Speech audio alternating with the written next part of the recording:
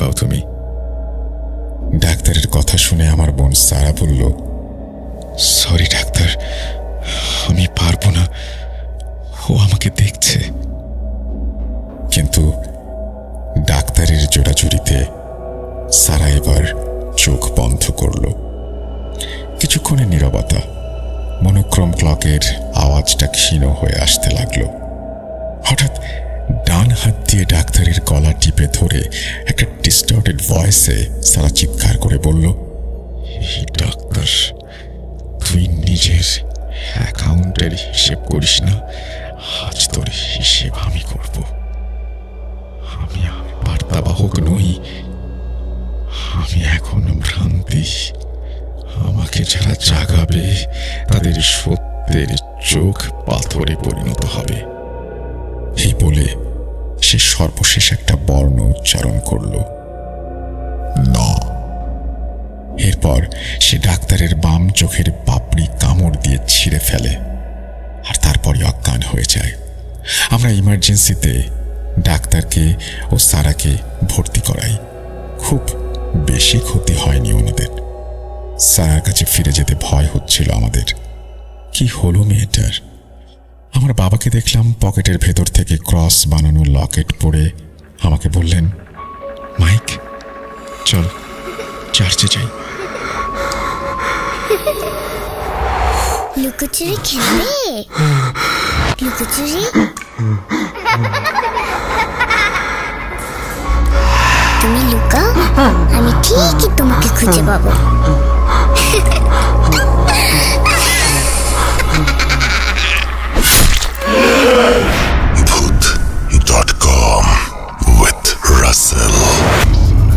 আসসালামু আলাইকুম রাসেল ভাই ও প্রিয় শ্রোতা বন্ধুরা, আশা করি আপনারা সবাই ভালো আছেন এবং সুস্থ আছেন।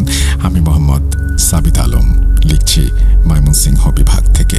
আজ আমি যার ঘটনাটি আপনাদের সাথে শেয়ার করব, ওনার নাম মাইকেল। উনি একজন পাকিস্তানি বংশোদ্ভূত আমেরিকান প্রবাসী। ওনার সাথে আমার যোগাযোগ হয় লুনা আপুর মাধ্যমে। উনি পাকিস্তানের লাহোরের গোল্ডিং রোড নামের এক জায়গায় বসবাস করতেন। আমি ওনার পরিচয় পর্ব আর দীর্ঘ না করে সরাসরি ঘটনায় চলে যাই। ঘটনাটি মাইক আমাকে যেভাবে বলেছেন আমি সেইভাবেই আপনাদের সামনে উপস্থাপন করছি। অনিচ্ছাকৃত ভুল ত্রুটির জন্য ক্ষমা চেয়ে নিচ্ছি। বলছেন মাইক।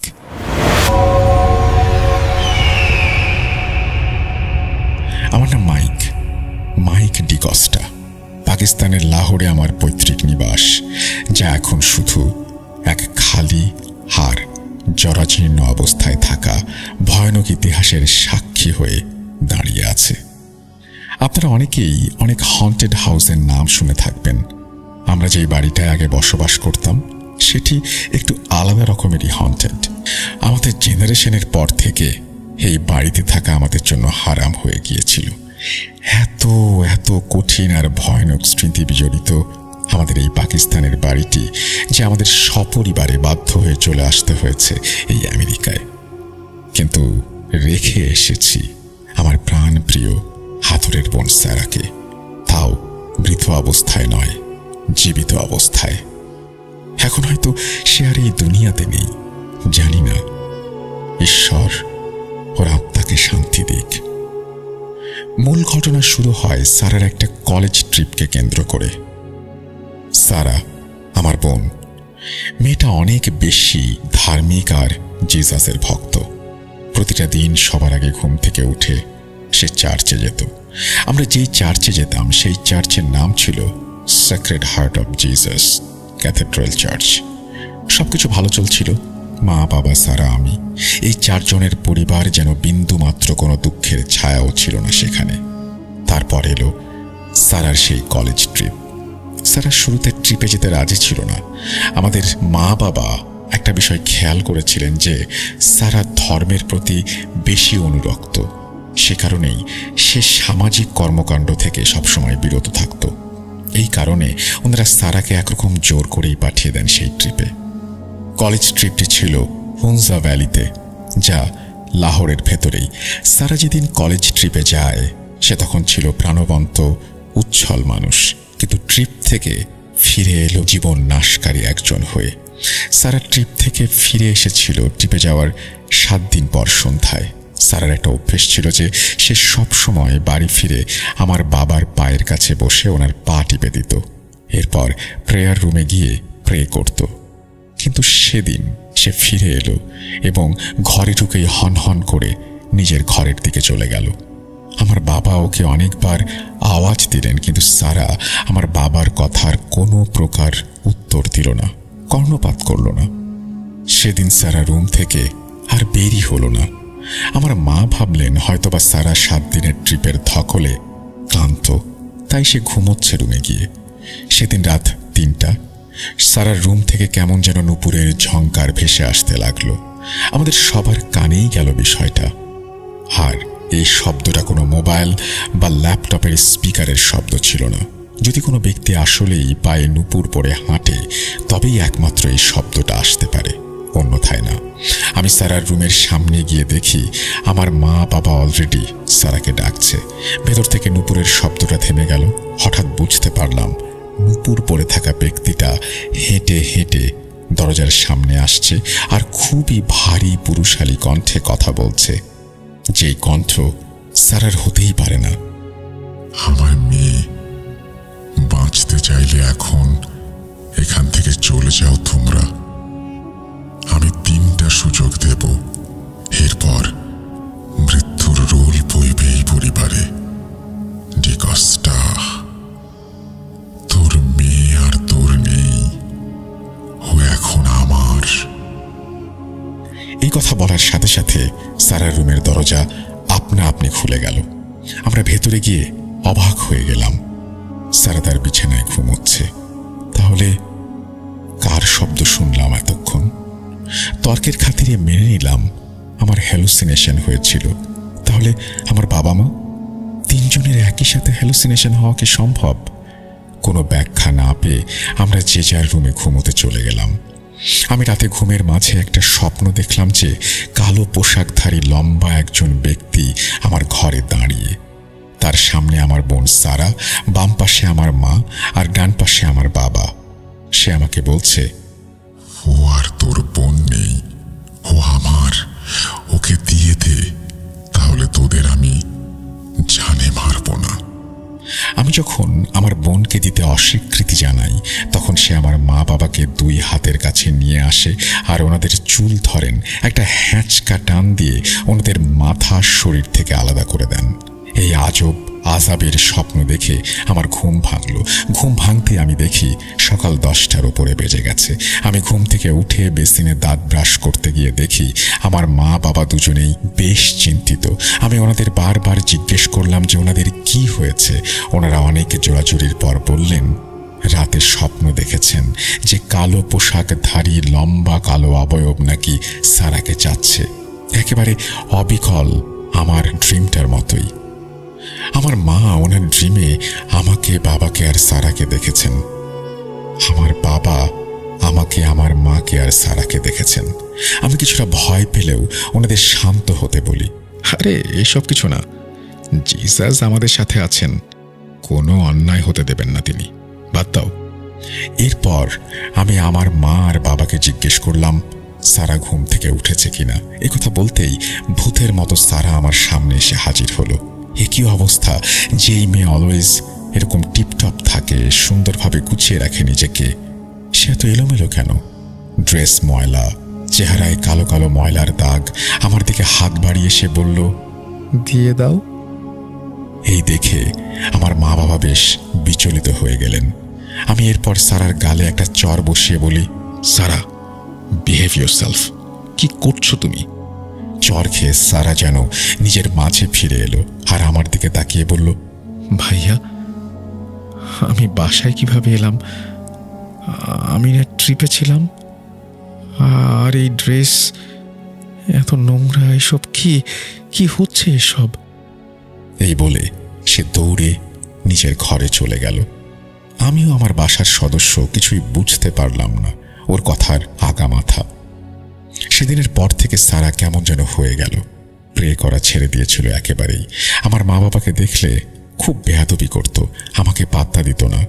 মন চাইলে কলেজ যেত, না চাইলে না। আমরা ভাবলাম হয়তো ট্যুরে গিয়ে নানান মানুষের সঙ্গ পেয়ে ওর ভেতরে একটা স্বাধীন চেতা ভাব এসেছে।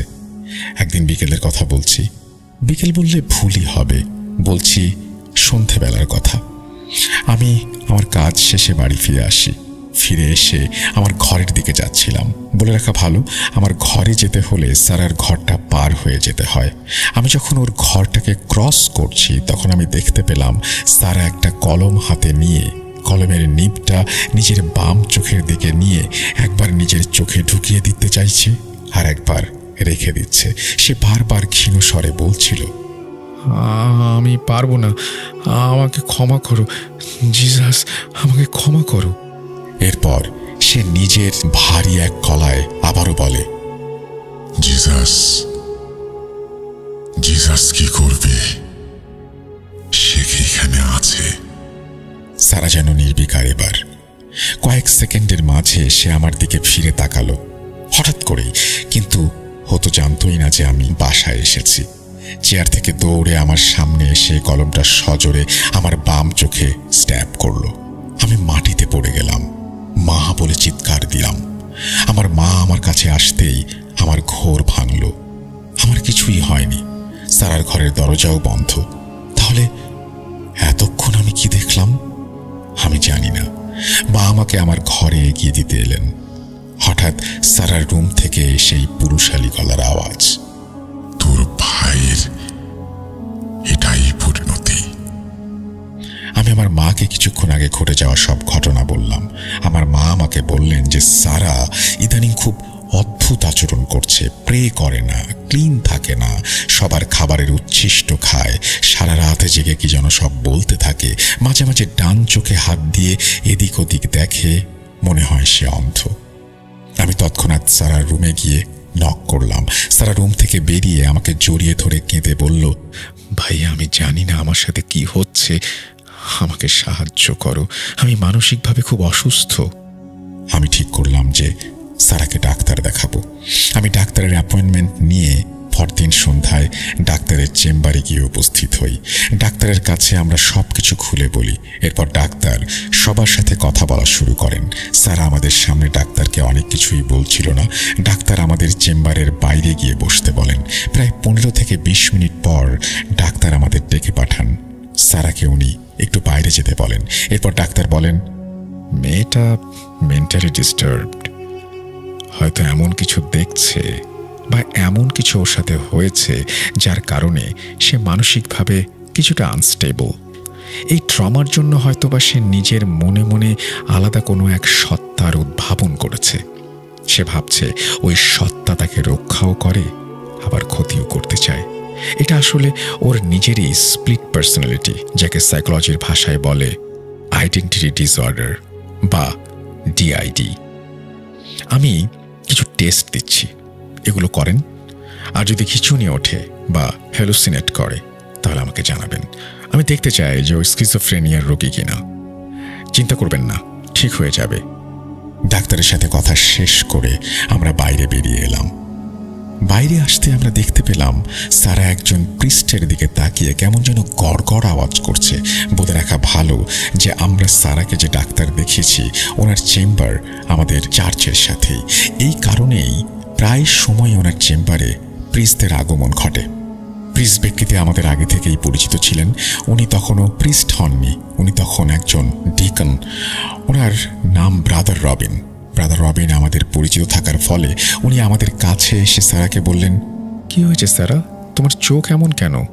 তুমি আজকাল চার্চেও আসছো না, আর এভাবে আমার দিকে তাকিয়ে আছো কেন?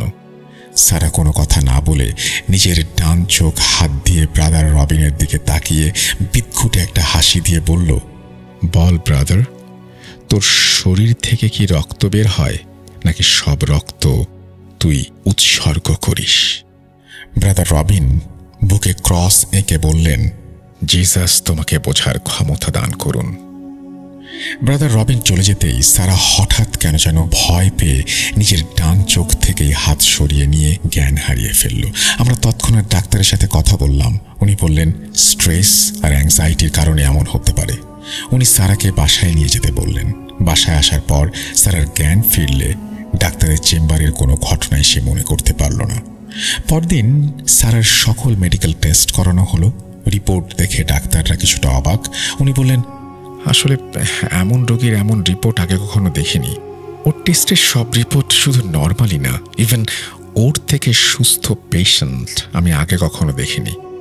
ওকে, 2-1টা মেডিসিন দিচ্ছি, 2 উইকস কন্টিনিউ করেন, 15 দিন পর আবার দেখাবেন। আমরা কিছুই বুঝতে পারছিলাম না স্যারের হয়েছেটা কি। বাসায় আসার সময় সে আমাদের দিকে এক নজরে তাকিয়ে হাসতে লাগলো আর বলল, ডাক্তার ফেইলড, এবার স্বেচ্ছায় ওকে দিয়ে দে। এবার আমি স্যারের 2 হাত ধরে গাড়ির ওপরে উঠিয়ে রেগে গিয়ে বললাম, কি হয়েছে তোর? কেন সবাইকে তো কষ্ট দিচ্ছিস? সারা তখন আমার ডান চোখে হাত দিয়ে চেপে ধরল। আমার ডান চোখে সারার হাত পড়তেই আমার কলিজা শুকিয়ে গেল। আমি কার সাথে কথা বলছি? এ তো সারা নয়। চোখগুলো কালো আর বাম চোখের মাঝে সাদা আলো। আমি সারার হাত তড়িঘড়ি করে আমার চোখ থেকে সরে দিয়ে দেখলাম সবকিছু একদম নর্মাল। সারাও ঠিক আছে। আমার দিকে সে প্রশ্নবোধক চাউনি নিয়ে তাকিয়ে আছে, যেন জিজ্ঞেস করছে আমি কেন এত ভয়ে ভয়ে তার দিকে তাকিয়ে আছি, কি হয়েছে। ঈশ্বর, আমি নিজেই যেন আস্তে আস্তে একজন মানসিক রোগী হয়ে যাচ্ছি। বাড়িতে ফিরতেই সিকিউরিটি গার্ড বলল, স্যার, আপনাদের বাসায় চার্চ থেকে ফাদার রনি এসেছেন। আমরা বাসায় প্রবেশ করে দেখি আমাদের কাজের মেয়েটি ফাদার রনিকে বসতে দিয়েছে। ফাদার রনি সোফায় বসে চা খাচ্ছিলেন। আমি সবার আগে ঘরে প্রবেশ করি আর উনি আমাকে দেখে উঠে দাঁড়িয়ে গ্রিটিংস জানিয়ে আমাকে বলেন, হেই মাইক, কি অবস্থা তোমার? এত শীতল দেখাচ্ছে কেন তোমাকে? আমি উত্তর দেওয়ার আগেই আমার মা বাবা ঘরে প্রবেশ করলে ফাদার আমার মা বাবাকে গ্রিটিংস জানালেন। হঠাৎ সারাকে দেখে ফাদার রনির মুখে চিন্তার ছাপ আসলো। সারার মুখে কেমন একটা শয়তানি হাসি। সারা কিছু না বলেই নিজের রুমে চলে যাওয়ার সময় ফাদার রনির কানে কানে এসে কিছু একটা বলল, সি ইউ রনি। এরপর সে চলে যায়। আমরা ফাদারের সাথে বসলাম।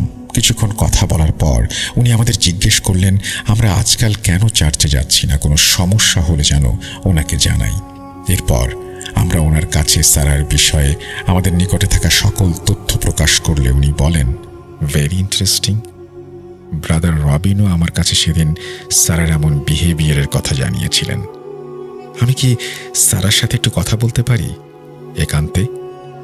আমার মা বাবা রাজি হলে ফাদার রনিকে নিয়ে সারার ঘরের সামনে গিয়ে নক করা হলো। ভেতর থেকে একটা কথাই ভেসে এলো, ঈশ্বর যার পুত্রকেই সে রক্ষা করতে পারে না, সে পাদ্রী পাঠিয়েছে আমার জন্য। হঠাৎ করে সারার রুমের দরজা খুলে একটা শীতল বাতাস বেরিয়ে এলো। বাতাসটা এতটাই ভয়ঙ্কর রকমের স্পিডে ছিল যে আমরা 2 কদম পিছিয়ে গিয়েছিলাম। বাতাসটা বেরিয়ে যাওয়ার সময় সবাই কানে কানে একটা হুইসপার শুনতে পেলাম, আমাকে খুঁজে বের কর পারলে।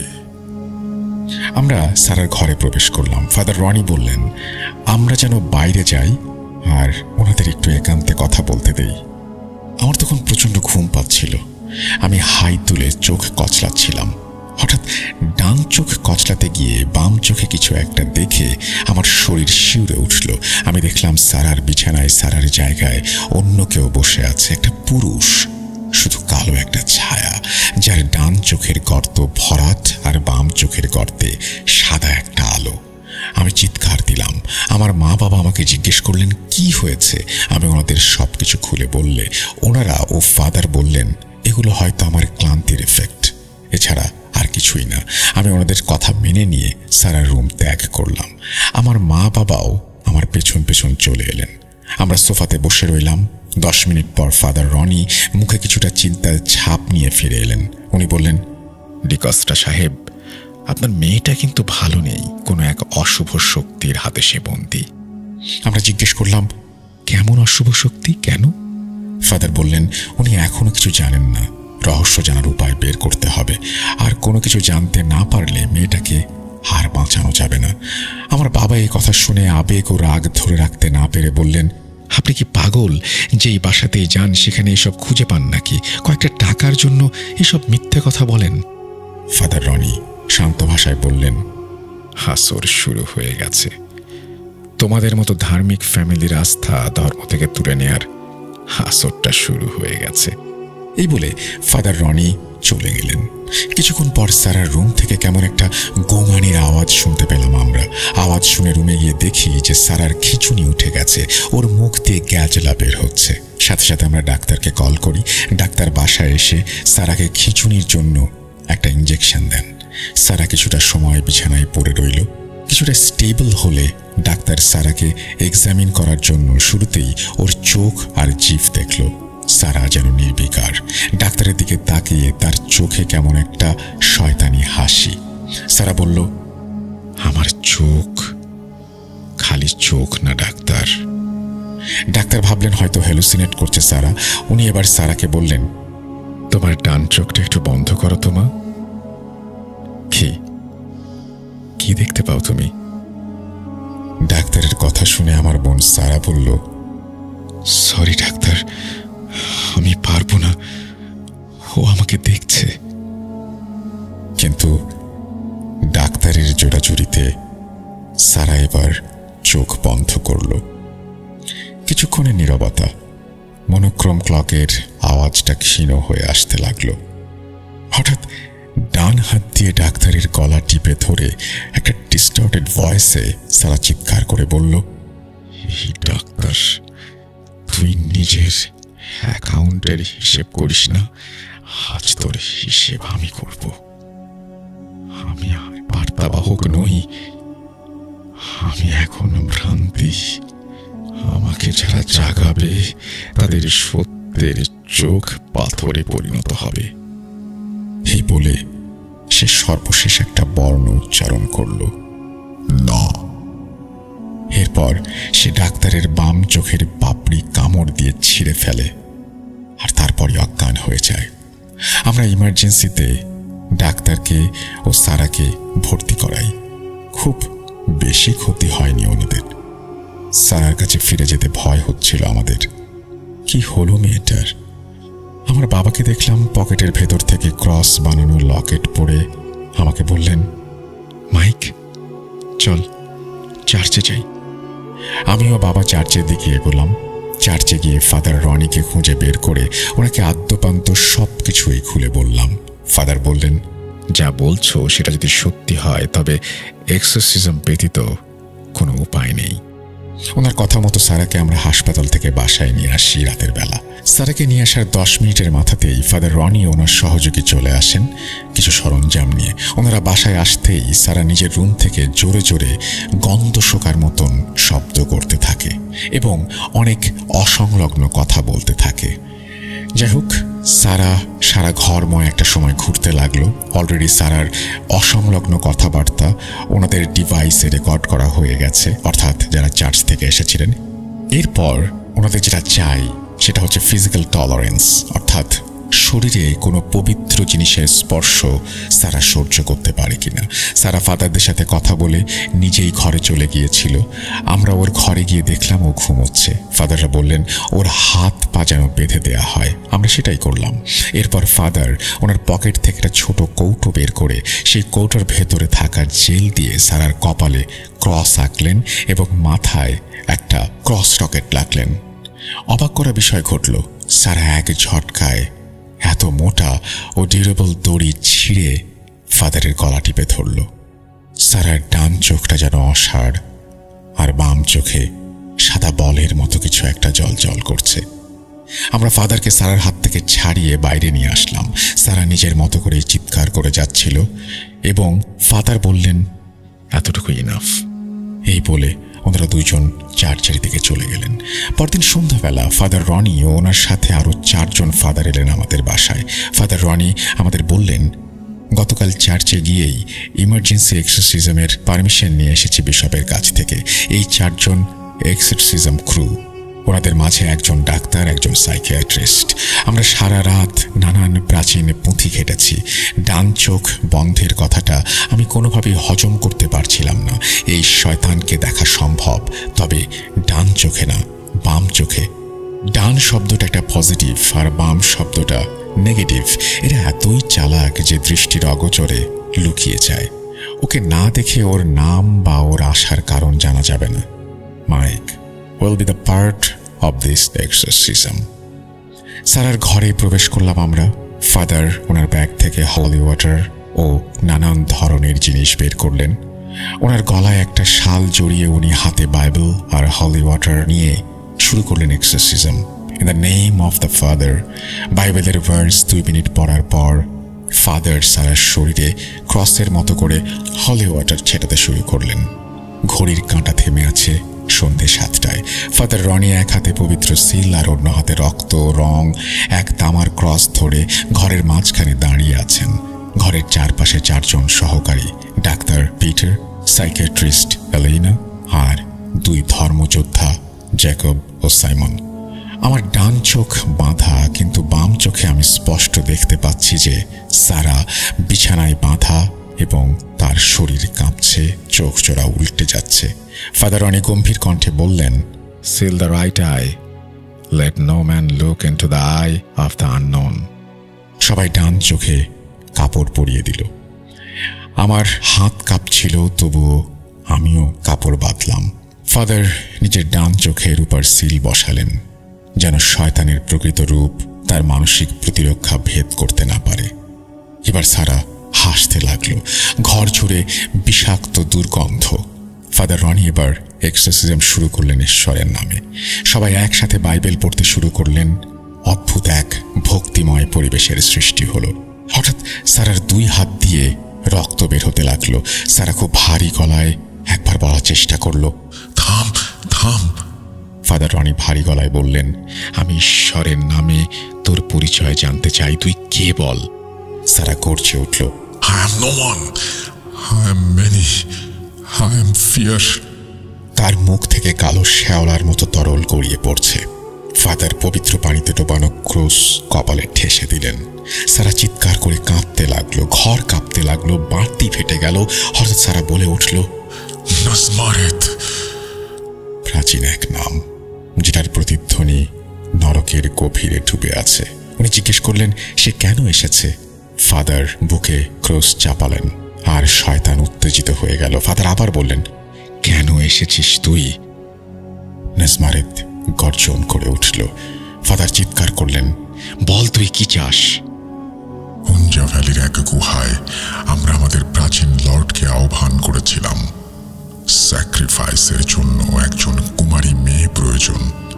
আগে থেকে আমরা একজন মেয়েকে তার বাবার কাছ থেকে সওদা করে কিনে নিয়েছিলাম, কিন্তু এই মেয়ে সেই গুহায় এসে বাধা দিয়েছিল। ওই মেয়েটিকে মুক্তি দিয়েছিল, আমাদের রিচুয়ালে বাধা সৃষ্টি করেছিল। তার শুরুতে এবার ওর পরিবারকে আমরা শেষ করব, নয়তো পরিবারের অনুমতি নিয়ে ওকে নিয়ে যাব। তুই কিছু করতে পারবি না। ফাদার রনি এসব কথা শুনে ডান চোখের সিল খুললেন। তার ডান চোখ খোলা। নাজমারেত তার ভয়াবহতা দেখাতে লাগলো। সারার দেহ যেন ফেটে যেতে লাগলো, কাঁধ উল্টে গেল। ফাদার এই দেখে ভয়ে চিৎকার করলেন, ঈশ্বর তোকে আদেশ দিচ্ছে, নরকের বেস্ট, যেখান থেকে এসেছিস সেখানে ফিরে যা। Go back to hell. এবার নাজমারেত থেমে গেল, ফিস ফিস করে বলল, Your Lord is blind.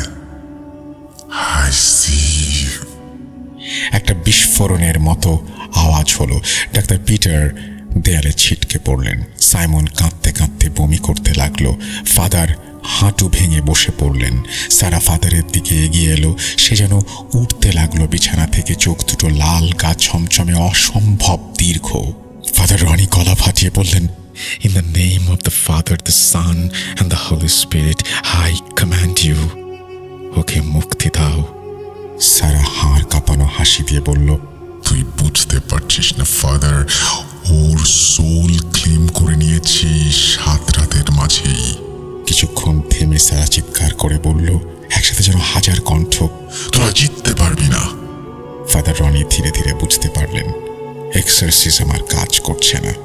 সারার ভেতর থেকে কালো ধোঁয়ার মতো কিছু একটা বের হচ্ছিল, যা তার ক্রুসের আলোকেও ফিকে করে দিচ্ছে। তার চোখের সামনে দেখা গেল সারার শরীর থেকে অন্ধকার আগুন যেন অসীম অন্ধকারে ছড়াচ্ছে। ফাদার কাঁপতে কাঁপতে চিৎকার করলেন, ঈশ্বর আমাকে সাহায্য করো। সারা হেসে উঠল। ফাদার রনি হাত থেকে ক্রুস সরিয়ে নিয়ে ভীত সন্ত্রস্ত হয়ে দরজার দিকে ছুটলেন। সারা ভয়ানক হাসি দিয়ে বলল, See you soon. আমি কিছুক্ষণের জন্য অজ্ঞান হয়ে গেলাম, আর অবচেতন মনে দেখলাম আমার মা বাবার মাথা সারার দুই হাতে শরীর থেকে বিচ্ছিন্ন। জ্ঞান ফিরতেই দেখলাম সারা আমার পাশে বসে হাসছে। চিৎকার করে রুম লক করে বের হয়ে আসি। আমি আমার বাবা মাকে ডেকে ওনাদের নিয়ে চার্চে গিয়ে দেখি ফাদার রনি ভয়ে জড়সড় হয়ে বসে আছেন, আর আমাদের দেখে তিনি বললেন, 3 জনের মৃত্যুর চেয়ে একজনের মৃত্যু ভালো। যা হয়েছে মেনে নাও, এটাই হয়তো ঈশ্বরের মর্জি। চলে যাও এখান থেকে তোমরা, আমরা কিছুই করতে পারবো না। আমরা বিশপের সাথে দেখা করলে তিনি বলেন, এটা একটা আনআইডেন্টিফাইড ডেভিল। ওর নামটা সত্যি বলেছে কিনা সেটাও জানা নেই। আর ডান চোখ নয় বরং বাম চোখে দেখা যায় এমন ডেভিলের কথা উনি আগে কখনো শুনেছেন বলে মনে করতে পারছেন না। উনি আরও বলেন যে ফাদার রনি হচ্ছেন আশেপাশের সব থেকে ফাইনেস্ট এক্সোরসিজম স্পেশালিস্ট। উনি যখন পারেননি তাহলে এর কোনো সমাধান নেই। আমরা যদি বাঁচতে চাই তাহলে সারাকে যেন নিজ সম্মতিতেই ওই পিশাচের কাছে দিয়ে দেই, নয়তো আমরা 3 জন একে একে মৃত্যুবরণ করব। সারাও তাই। আমি আমার অবচেতনের স্বপ্নের কথা বললে আমার মা বলেন উনিও স্বপ্নে এমন দেখেছেন যে সারার এক হাতে আমার ও আর এক হাতে আমার বাবার মাথা। আমার বাবাও বলেন যে উনি দেখেছেন সারার এক হাতে আমার মায়ের এবং আর এক হাতে আমার মাথা। আমরা সবাই এই স্নায়ু চাপ নিতে পারিনি। আমরা ঘরে ফিরে এসে সারা রুমেও প্রবেশ করিনি। কাঁপতে কাঁপতে ঘরের বাহির থেকেই জীবনের সব থেকে কঠিন সিদ্ধান্ত নিয়ে ফেলি। জানি এর জন্য অনেকেই আমাদের সেলফিশ বলবেন, কিন্তু আমাদের অবস্থা শুধু আমরাই ভালো জানি। এর কয়েক মাস পরে আমরা বাড়ি ছেড়ে আমেরিকায় চলে আসি, আর কখনো পাকিস্তান ফিরে যাইনি।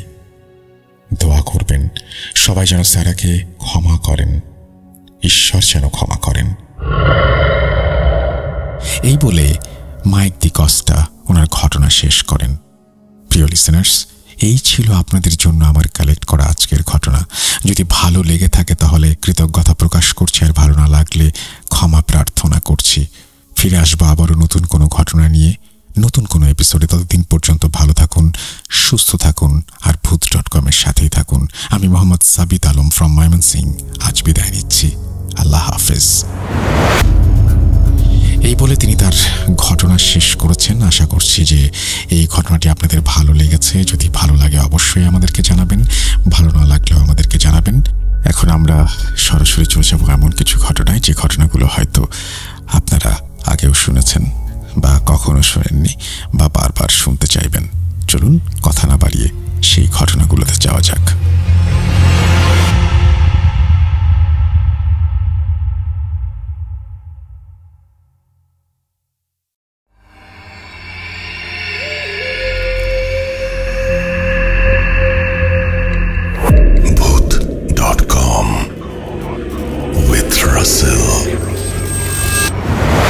Welcome back.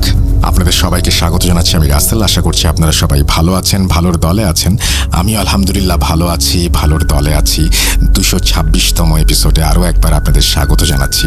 গত সপ্তাহে আপনারা নিশ্চয়ই অডিও ক্লিপগুলো শুনছিলেন, এবং সেই অডিও ক্লিপগুলোর মধ্যে কিছু অডিও ক্লিপ নিশ্চয়ই আপনাদের ভালোই লেগেছে, কারণ আমরা অডিও ক্লিপ এখন চেষ্টা করছি আপনাদের সামনে ভালো কিছু অডিও ক্লিপ নিয়ে আসার, এবং সেটার জন্য আসলে চেষ্টা করে তো লাভ নাই। আপনারা ভালো অডিও ক্লিপ পাঠাচ্ছেন বলেই আমরা আপনাদেরকে ভালো অডিও ক্লিপ শোনাতে পারছি।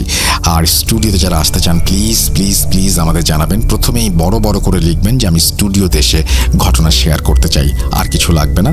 তাহলে আমরা স্টুডিওতে আপনাকে নিয়ে এসে তারপরে আপনার কাছ থেকে ঘটনা শুনবো। আমরা কথা না বাড়িয়ে চলে যাব আমাদের পরবর্তী ঘটনায়। আশা করছি আমাদের পরবর্তী ঘটনা আপনাদের ভালো লাগবে। চলুন কথা না বাড়িয়ে ঘটনায় যাওয়া যাক। আসসালামু আলাইকুম রাসেল ভাই, আশা করি ভালো আছেন। আর আমি জানি আপনি সবসময় ভালো দলেই থাকেন। প্রায় 13 বছর ধরে আপনার প্রোগ্রাম শুনছি, আরো বেশি হয়তো হবে। তবে কখনো এরকম ভাবে অডিও ঘটনা পাঠানো হয়নি। 2-1টা মেল পাঠানো হয়েছিল, কিন্তু সিলেক্ট হয়নি, এই কারণে পারাও হয়নি। যাই হোক, আজকে একটা অডিও ঘটনা শেয়ার করছি। ঘটনাটি যার সাথে ঘটেছে উনি আমাদের এক পরিচিত ভাই। উনি মাদ্রাসায় পড়াশোনা করেছেন। ওনার নাম তার সত্য নাম দিচ্ছি মাওলানা হাসিব। ওনার আসল নাম বলা যাবে না, তবে হ্যাঁ, যদি সত্যতা যাচাইয়ের জন্য আপনি তার সাথে কথাও বলতে চান, তাহলে হয়তো যদি কোনো তার কন্ট্যাক্ট নাম্বার জোগাড় করতে পারি, তাহলে অবশ্যই আপনার সাথে তার কথা ব্যবস্থা করে দেব। তাহলে শুরু করছি। আমি তার মতো করেই বলছি।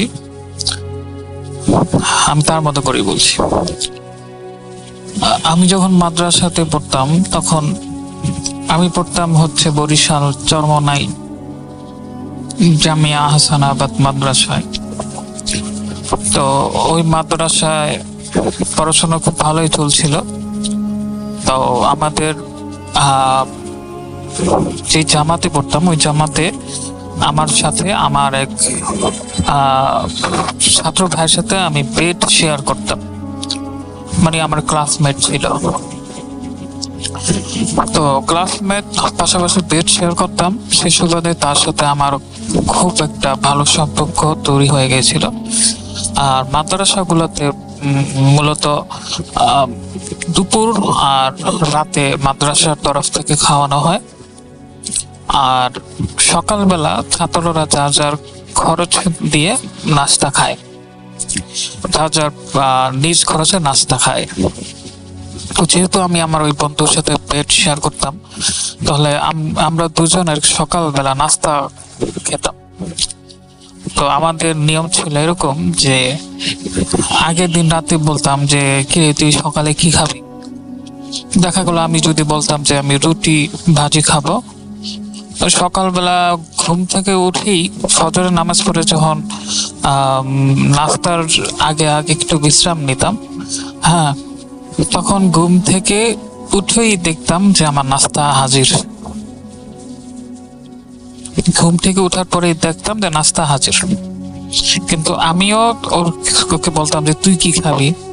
ও যদি একটা খাবারের নাম বলতো, তো সকালবেলা উঠে বাজার থেকে খাবার নিয়ে আসে দেখতাম যে ও ঘুম থেকে উঠে গেছে। আমি ঠিক ওরকমই চেষ্টা করেছি যে ভাই কি করা যায় আসলে, এই ও কিভাবে এত তাড়াতাড়ি খাবার নিয়ে আসে। একদিন এরকম ভাবে চেষ্টা করলাম যে আজকে যত তাড়াতাড়ি সম্ভব ঘুম থেকে উঠবো। ঠিক সেম ও আমাকে রাতে বললো যে কিরে তুই কি খাবে। আমি বললাম যে আমি খিচুড়ি খাবো। তো ফজরের পর চেষ্টা করেছিলাম যে না ঘুমানোর, কিছু আমল আছে, আমল করার পর জেগে থাকার চেষ্টা করেছিলাম, কিন্তু ঘুম এতটাই আসছিল যে ঘুমিয়ে গেছি। ঘুম থেকে উঠে দেখি যে খিচুড়ি হাজির। তো এভাবে চলতে থাকলো, আমার একটু একটু সন্দেহ হতে থাকলো। তাছাড়া ওর পড়াশোনা খুবই ভালো ছিল, ও খুবই ভালো রেজাল্ট করতো। আর যেহেতু বেড শেয়ার করতাম আর ওর ব্যবহার আচারও খুব ভালো ছিল, একসাথেই আমরা থাকতাম সব সময়, আন্তরিকতা ছিল আমাদের মাঝে। তো একদিন কোন এক দরকারে আমি আরো বাজারের দিকে হাঁটতে বের হই। বাজার থেকে কাজ সেরে মাদ্রাসায় আসার সময় যে রাস্তাতে আসছিলাম, ওই রাস্তা দিয়ে আমাদের মাদ্রাসার পরিচালক, আপনারা হয়তো চিনবেন, বাংলাদেশের একজন বড় ইসলামী আধ্যাত্মিক ব্যক্তিত্ব, যিনি মাদ্রাসার পরিচালকও বটে। তো উনি খুব আধ্যাত্মিক লোক, খুব পরহেজগার লোক, সারা বাংলাদেশে ওনার পরিচিতি আছে। তো উনি যখন আসছিলেন আর আমরা দুজন, উনি বাজারে যাচ্ছিলেন আর আমরা দুজন বাজার থেকে আসছিলাম, তো মুখোমুখি আমাদের দেখা হয়ে গেল। আমি খেয়াল করলাম হুজুরকে দেখে আমার ওই বন্ধু এত দ্রুত একটা দৌড় দিল যে কোনো দেখা করলো না, কোনো কথা বললো না, সালামও দিল না। সালাম না দিয়ে ও খুব জোরে একটা দৌড় দিয়ে মাদ্রাসার দিকে চলে গেল। তখন আমাদের ওই হযরত বা আমাদের ওই বড় হুজুর বললেন যে ওকে একটু আমার সাথে দেখা করতে বলো, ঠিক আছে, ওকে আমার সাথে দেখা করতে বলো। আমি বুঝতে পারলাম না ঠিক আসলে কি হলো। আমি বললাম আচ্ছা হুজুর, আমি আপনার সাথে দেখা করতে বলবো। তো আমি যে মাদ্রাসায় যে ওকে বললাম যে তুমি এইভাবে দৌড়েই আসলা কেন, হুজুর তো তোমাকে দেখা করতে বলছে। তারপরে ও বললো যে মানে ও খুব একটু মানে একটু মন খারাপ ভাব, আচ্ছা ঠিক আছে আমি হুজুরের সাথে দেখা করব। এইভাবেই চলতে, তারপরে এই একদিন না ওই দিনই হয়তো, তারপরে ও হুজুর একটা রুমে বসা ছিল, রুমটা মাদ্রাসার বাইরে টিনের ঘরে বসা ছিল। তো ওকে দেখলাম যে হুজুরকে রুমে দেখে ও ভিতরে যে সালাম দিল, হুজুরের সাথে কথা বলছে। তো ওকে ভিতরে ঢুকতে দেখে আমিও আস্তে আস্তে রুমের পাশে যে টিনের যে ফুটা থাকে বা একটু ছিদ্র থাকে ওই দিক দিয়ে দেখতেছিলাম যে আসলে হুজুরের সাথে আর কি কথা হয় আর ও কি বলে। তো কথা যতটুকু বুঝতে পারলাম যে এবং হচ্ছে হুজুর বলছেন যে তুমি এখানে পড়াশোনা করো, কেউ জানতে পারবে না তুমি কে, তুমি যেভাবে পড়তেছিলা সেভাবেই পড়ো, কোনো সমস্যা নাই, তুমি তোমার পড়া কমপ্লিট করে তারপর তুমি এখান থেকে চলে যাও। তারপর আমার ওই বন্ধু বলল যে না হুজুর, আমি তো চেয়েছিলাম যে পরিচয় গোপন রেখে এইভাবেই আমি পড়াশোনা করতে চেয়েছিলাম, কিন্তু এখন যেহেতু ব্যাপারটা প্রকাশ হয়ে গেছে তাহলে আর আমার এখন এখানে আর থাকা উচিত হবে না, আপনি দোয়া করে দেন আমি যাতে ভালো থাকি।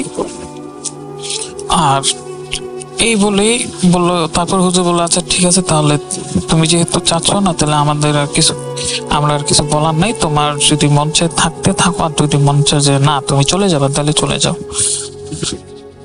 তারপরে আমার ওই বন্ধু সালাম দিয়ে চলে আসলো। তাহলে সালাম দিয়ে চলে এসে ও বুঝতে পারলো যে আমি সব কথা শুনেছি।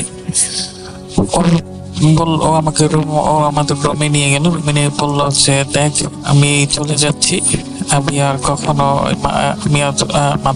মাদ্রাসায় পড়বো না, তুই পড়াশোনা করতেছিস, তুই ভালো মতো পড়াশোনা কর। আর হ্যাঁ একটা জিনিস মনে রাখিস, যদিও আমি মাদ্রাসায় পড়বো না তবে তোর কখনো যদি বিপদ হয় তাহলে আমি তোর বিপদে তোকে সহযোগিতা করবো। তোর আপদ বিপদে আমি তোর সাথে আছি, তুই কোনো চিন্তা করিস না। আর পড়াশোনা ভালো মতো কমপ্লিট করিস, আমার জন্য দোয়া করিস। তো এরপরও চলে গেল, এরপর আর আমার সাথে কখনো দেখা হয়নি। তবে এই ঘটনা থেকে অবশ্যই বোঝা যাচ্ছে যে ও আসলে একটা জিন ছিল। এরকম আরো অনেক ঘটনা থাকে মাদ্রাসা কেন্দ্রিক, যে মাদ্রাসাগুলোতে জিন মানুষের সুরত ধরে পড়াশোনা করেছে। তো রাসেল ভাই আমাদের যে মাওলানা হাসিব ভাইয়ের যে ঘটনাটি শেয়ার করলাম ওইটি ওনার মুখেই শোনা। আমি সত্যতা যাচাইয়ের জন্য অনেকবার তাকে বলেছি যে আসলে এটা কি সত্য ঘটনা কিনা, উনি বারবারই আমাকে নিশ্চিত করেছেন আসলে এটা সত্য ঘটনা। আর ঘটনাটি আমি শুনেছিলাম প্রায় 3-4 বছর আগে। এখন ওনার সাথে আমার তেমন যোগাযোগ নেই, যাই উনি হয়তো কোনো কারণে এই আমি যেখানে থাকি এখানে আশেপাশে আছেন, হয়তো কোনো ব্যবসা বা কোনো একটা কাজ করেন বা চাকরি করেন। তবে হ্যাঁ ওনার নাম্বার আমি যদি আপনারা চান আমি ওনার নাম্বার ওনার পরিচয় জোগাড় করতে পারবো এবং সত্যতা যাচাইয়ের জন্য আপনারা ওনার সাথে কথা বলতে পারবেন। তো রাসেল ভাই এটা ছিল আমার প্রথম অডিও ঘটনা, হয়তো কিছু জড়তা থাকতে পারে, কিছু সমস্যা হতে পারে বলার ধারা, এই জন্য আমি দুঃখিত, আমাদের আসলে এই ধরনের এক্সপিরিয়েন্স নাই। তো এখন থেকে যদি এমন কোনো ঘটনা পাই যা আসলে শেয়ার করা উচিত বলে মনে করবো, অবশ্যই আমি ভূত.com এর সাথে শেয়ার করব। ধন্যবাদ রাসেল ভাই। আসসালামু আলাইকুম ওয়া রাহমাতুল্লাহি ওয়া বারাকাতুহু।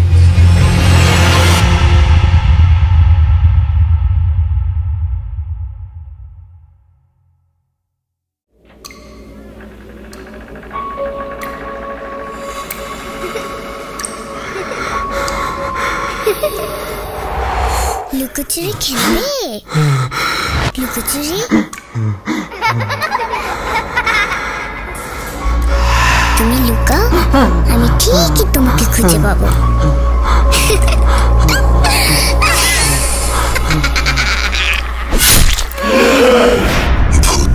Voot.com with Russell. Welcome back. আপনাদের সবাইকে আরও একবার স্বাগত জানাচ্ছি আমি রাসেল 226তম এপিসোডে। আর আশা করছি আমাদের এপিসোডের প্রতিটা মুহূর্ত আপনারা এনজয় করছেন, ভালো লাগছে আপনাদের। কথা না বাড়িয়ে আমরা চলে যাব আমাদের পরবর্তী ঘটনায়। আমাদের ইমেল অ্যাড্রেস russell.voot.com@gmail.com। আমাদের ফেসবুক পেজ হচ্ছে www.facebook.com/russell.স্বাধীন। ঘটনা পাঠান আমাদের, সঙ্গে থাকুন আমাদের বাকিটা সময়। আমরা চলে যাচ্ছি আমাদের পরবর্তী ঘটনায়। আসসালামু আলাইকুম রাসেল ভাই, আশা করি আপনি ভালো আছেন। আমি আল্লাহর রহমতে ভালো আছি। আমি মোহাম্মদ মেহেদি হাসান, আমার বাসা সাথিয়া উপজেলার কোনো একটা গ্রামে। রাসেল ভাই, আমি যে ঘটনাটি শেয়ার করব সেই ঘটনাটি আমার এই গ্রামেরই একটা ফ্রেন্ড, সেই ফ্রেন্ডের বড় ভাইয়ের সাথে ঘটা।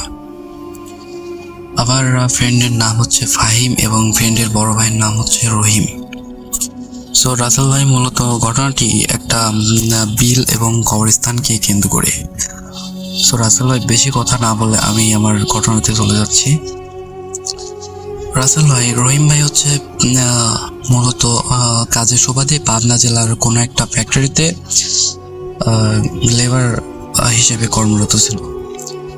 যাতায়াতের সমস্যার কারণে রাসেল ভাই, রহিম ভাই মূলত ওই পাবনাতেই একটা বাসায় বাসা থাকতো।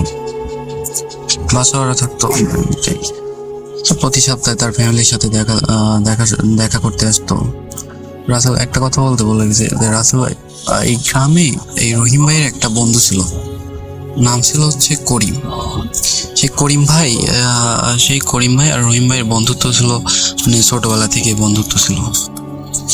এমন বন্ধুত্ব মানে গ্রামে বিরল। সো রহিম ভাই এভাবে রহিম ভাইয়ের জীবনটা চলে যাচ্ছিল। সো একবার রহিম ভাই 2-3 মাস বাড়িতে এলো না, মানে 2-3 মাস একটা না ওখানে থাকলো। থাকার পর মানে একবারে ছুটি নিল, অনেক দিনের ছুটি পেল। এমন সময় রহিম ভাই অনেক দিনের ছুটিতে বাড়িতে এলো।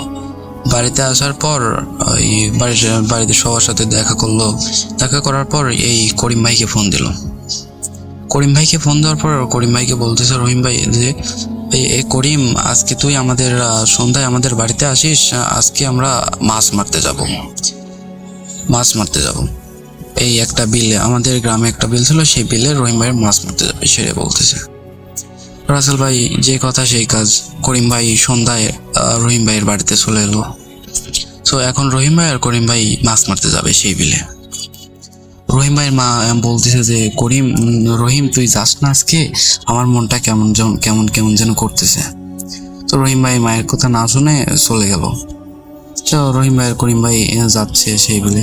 রাসেল ভাই, আমি বিলের বর্ণনাটা দিচ্ছি, বিলের আশেপাশের পরিবেশের বর্ণনা।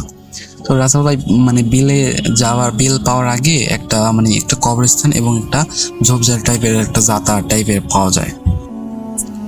তো করিম ভাই আর রহিম ভাই যাচ্ছে।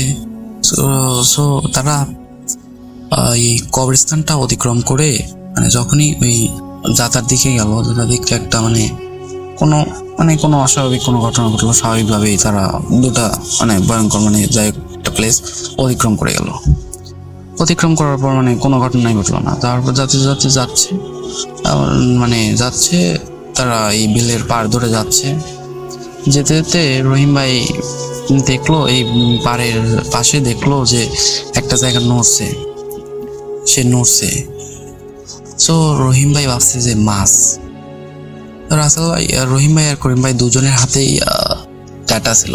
ট্যাটা তো জেনে নিন আপনারা, যে মাছ বর্ষা টাইপের ছিল। তো তারা সেটা নিক্ষেপ করে মাছটাকে বিদ্ধ করে দিল, মানে মাছটাকে তাক করে মারছে। তো মাছটা ওই বর্ষাতে বেজে তারা সেটাকে ছাড়িয়ে তারা ব্যাগে রেখে দিল। তারা আবার চলতে থাকলো। এমন সময় করিম ভাই আবার দেখলো যে তার পাশে একটা জায়গায় নড়ছে। তো করিম ভাইও তার ট্যাটাটা নিক্ষেপ করলো এবং তার এটাও মাছটা ওই ট্যাটাতে বেঁধে গেল, এবং করিম ভাই ওই ট্যাটা থেকে মাছটা ছাড়িয়ে তার ব্যাগে রেখে দিল। এভাবেই তারা মাছ পাচ্ছিল। তারপরে করিম ভাই আবার একটু যেতেই দেখতে পেল যে আরেকটা জায়গা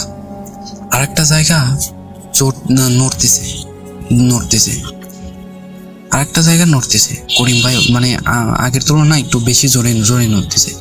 করিম ভাই রহিম ভাইকে ডাক দিয়ে বললো যে রহিম, এই যে দেখ, এই জায়গাটা আগের তুলনায় একটু বেশি নড়ছে, এই জায়গাতে মনে হয় বড় মাছ আছে। যে কথা সেই কাজ। রহিম ভাই বললো যে করিম, তুই ট্যাটাটা মার, যদি বড় মাছ হয় তাহলে তো ভাগ্য খুলে যাবে আজকে, এই মাছটা মেরে আমরা চলে যাব।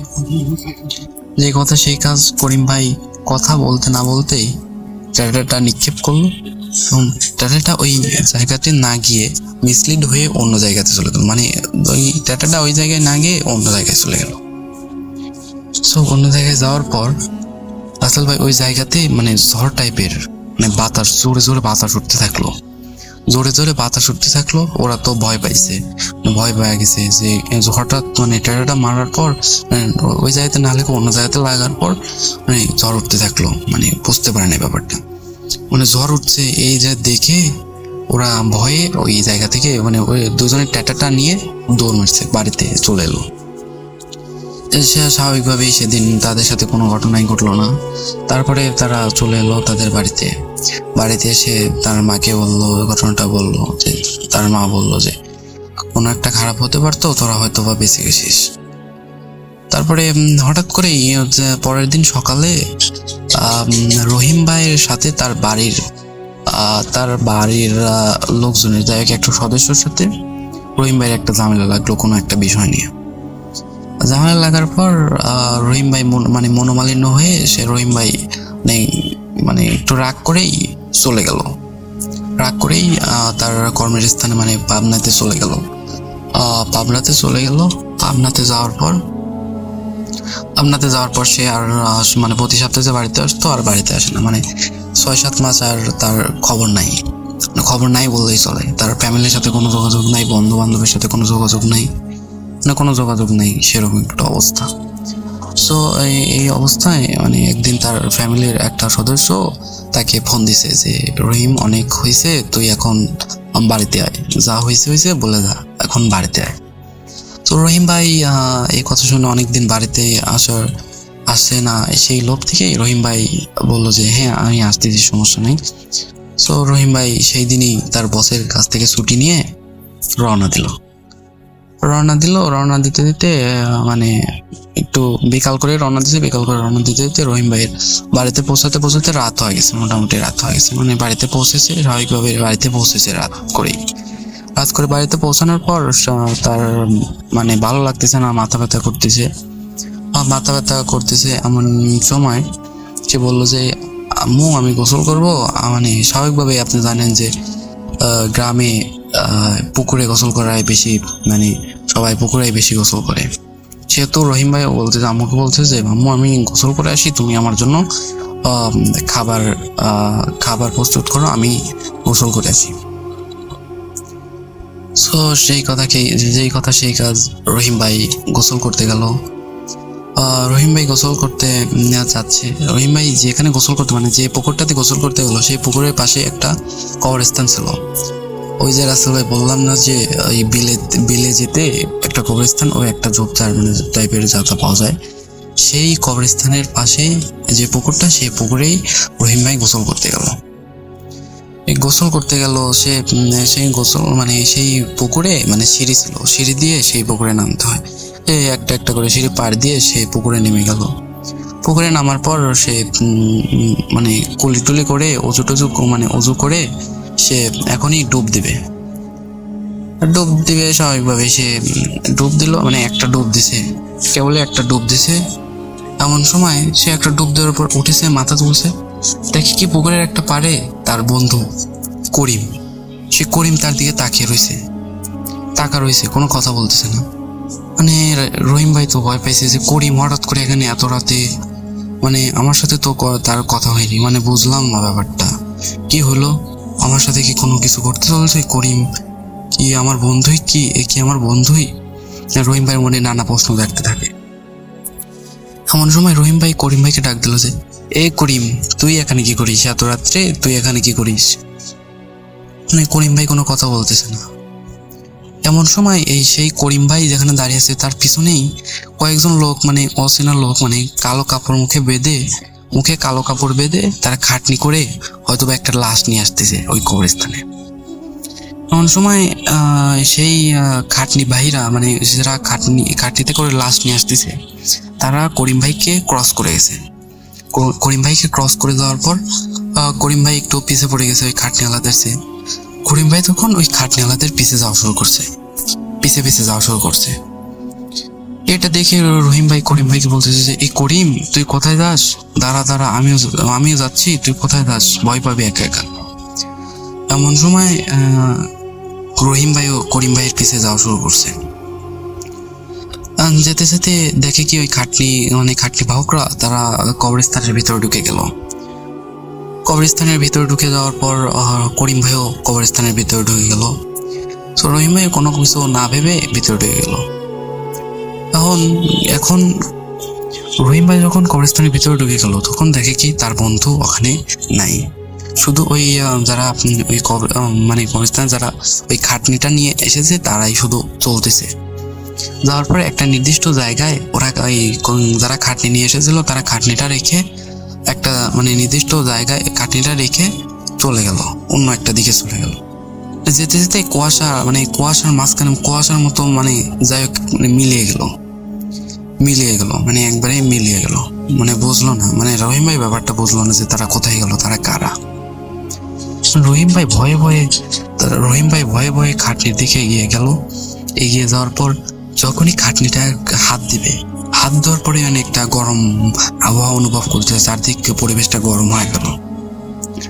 গরম হওয়ার পরে রহিম ভাই যখন ওই খাটনিতে যে লাশটা শোয়ানো, সেই লাশটার মুখটা কেবলই খুলে দেখেছে, রাসেল ভাই আপনি ভাবতে পারবেন না যে রহিম ভাই কতটা ভয় পেয়েছিল যে ওই খাটনিতে শোয়ানো লাশটার মুখ খুলে।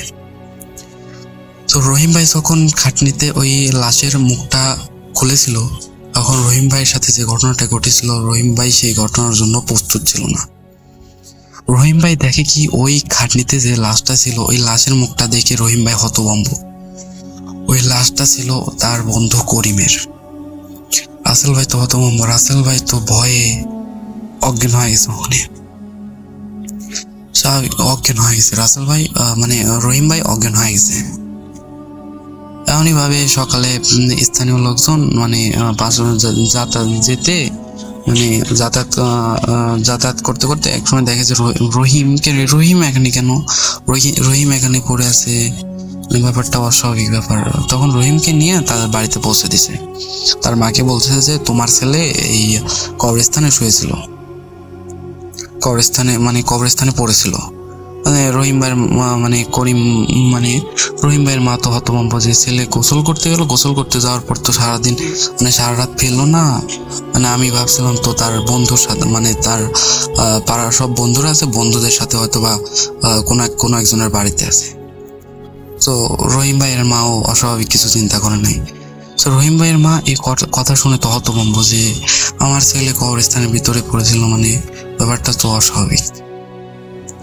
তো যখন রহিম ভাইয়ের জ্ঞান ফিরল, তখন রহিম ভাই তার মাকে জড়িয়ে ধরে পুরো ঘটনাটা বলল যে মা, এরকম আমি গোসল করতেছিলাম, তখন করিমকে দেখলাম, করিম এই ঘটনা, এই খাটনি বাহকরা এরকম দেখলাম। তখন তার মা বলতে যে বাবা, আমি তো তোকে বলতে চাইছিলাম যে করিম তো মারা গেছে, রহিম ভাই তো হতভম্ব যে করিম মারা গেল কিভাবে, আমার বন্ধু মারা গেল, আমি জানলাম না, কেউ আমাকে বললো না, তুমিও তো বলো নাই। রহিম ভাইয়ের মা তো বলতে চাইছিল, মানে তখনই রহিম ভাই এসে গোসল করতে গেল, বলার আর স্কোপ পায় নাই। তখন রহিম ভাই তো হতভম্ব যে করিম মারা গেল কিভাবে। তখন রাসেল মানে রহিম ভাইয়ের মা বলতে শুরু করলো। রহিম ভাইয়ের মা বলছে যে তুই আর তোর বন্ধু যে ওই বিলে গেছিলি, বিলে যাওয়ার পর তোরা যে মাছ শিকার করার সময় এক জায়গায় টেটা মারছিলি, ওই টেটা মারার পর একটা মানে ওই মাছ শিকার করার পর টেটাটা অন্যদিকে চলে গেছিল। সেই সময় একটা জিনের বাচ্চার গায়ে ওই টেটাটা লেগে গেছিল। ওই জিনের বাচ্চার গায়ে যেহেতু টেটাটা লেগে গেছিল, জিনটা তখন লেগে গেছে, মানে বাচ্চা জিনটার গায়ে ওই টেটাটা লাগছে। তখন ওই মা জিনটা রেগে গেছে করিম ভাইয়ের উপর। রেগে গিয়ে তোরা তো বলছিলে যে ওখানে জ্বর উঠছিল, স্বাভাবিকভাবেই তোরা সেদিন তোদের কোনো ক্ষতি না করে তোদের আসতে দিছে। তারপর রহিম একদিন ওই পুকুরে গোসল করতে গেছে। পুকুরে গোসল করতে যায় মানে রহিম পুকুরে গোসল করতে গেছে। পুকুরে গোসল করতে যায় ও, আর ওই দিন রাতে আর ফেরে নাই। ওই দিন রাতে না ফেরার পর পরের দিন সকালে পাড়ার লোকজনরা এসে রহিমের মানে পাড়ার লোকজনরা ওই পুকুরের পাড়ে রহিমের পুকুরের পাড়ে মানে পুকুরের মানে যে বাচ্চা থাকে না, সেই বাচ্চার উপরে রহিমের মানে বডিটা পড়ে থাকতে দেখছে। মানে রহিম তখনও জীবিত ছিল, তখন রহিম জীবিত ছিল। মানে রহিমকে তখন লোকজন ধরাধরি করে তার বাড়িতে দিয়ে গেল। বাড়িতে দেওয়ার পর রহিম অনেকদিন মানে ভোগার পর এক সময় মারা গেল। এমনভাবে রহিম মারা যাওয়ার আগে তাকে একটা কবিরাজকে দেখানো হয়েছিল। সেই কবিরাজই মানে বলছিল যে এইভাবে তোমরা মাছ মারতে গেছিলা, এরকমভাবে তোমরা একটা জিনকে এরকমভাবে আঘাত করে ফেলছো, জিনটা রেগে গিয়ে রহিমকে এরকমভাবে মানে ক্ষতি করছে রহিমের। তখন তার রহিম ভাই তার মাকে বলছে যে মা, আমিও তো করিমের সাথে ছিলাম, যে করিম মা আমার তো কোনো ক্ষতি হলো না। তখন তার মা বললো যে সেই কবিরাজটা বললো তোমার সাথে আর একটা বন্ধু ছিল, সেই বন্ধুর কোনো ক্ষতি হবে না, কারণ সেই বন্ধু তোমার সাথে ছিল কিন্তু ওই জিনের কোনো ক্ষতি করে নাই, বিধায় তার কোনো ক্ষতি হবে না, তাই কোনো ক্ষতি হবে না। এভাবে রহিম ভাই জানতে পারলো যে তার বন্ধু করিম মারা গেছে। রহিম ভাইয়ের মনে তাহলে রহিম ভাইয়ের সাথে সেদিন কে ছিল? তার বন্ধু কি করিম ছিল, নাকি কোনো অবয়ব ছিল, নাকি কোনো কিছু ছিল, অন্য কোনো কিছু ছিল? রহিম ভাই সেই ব্যাখ্যা এখনো খুঁজে পায় নাই। তো রাসেল ভাই, এটাই ছিল ঘটনা, মূলত রহিম ভাইয়ের সাথে ঘটা তার বন্ধুকে হারানোর একটা হৃদয় বিদায়ক ঘটনা। রাসেল ভাই, ঘটনাটি 100% সত্য। ঘটনাটি কোনো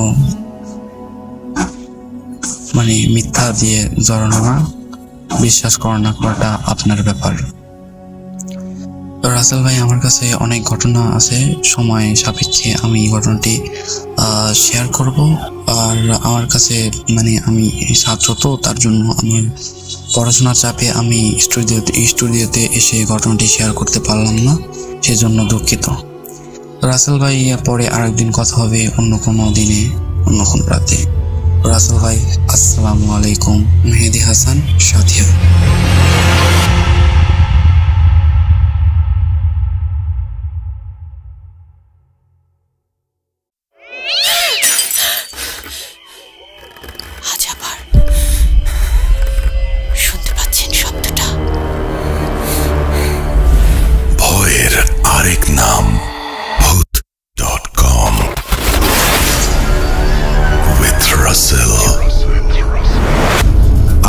আপনাদের সবাইকে স্বাগত জানাচ্ছি। আমি রাসেল, আশা করছি ভালো আছেন, ভালো দলে আছেন।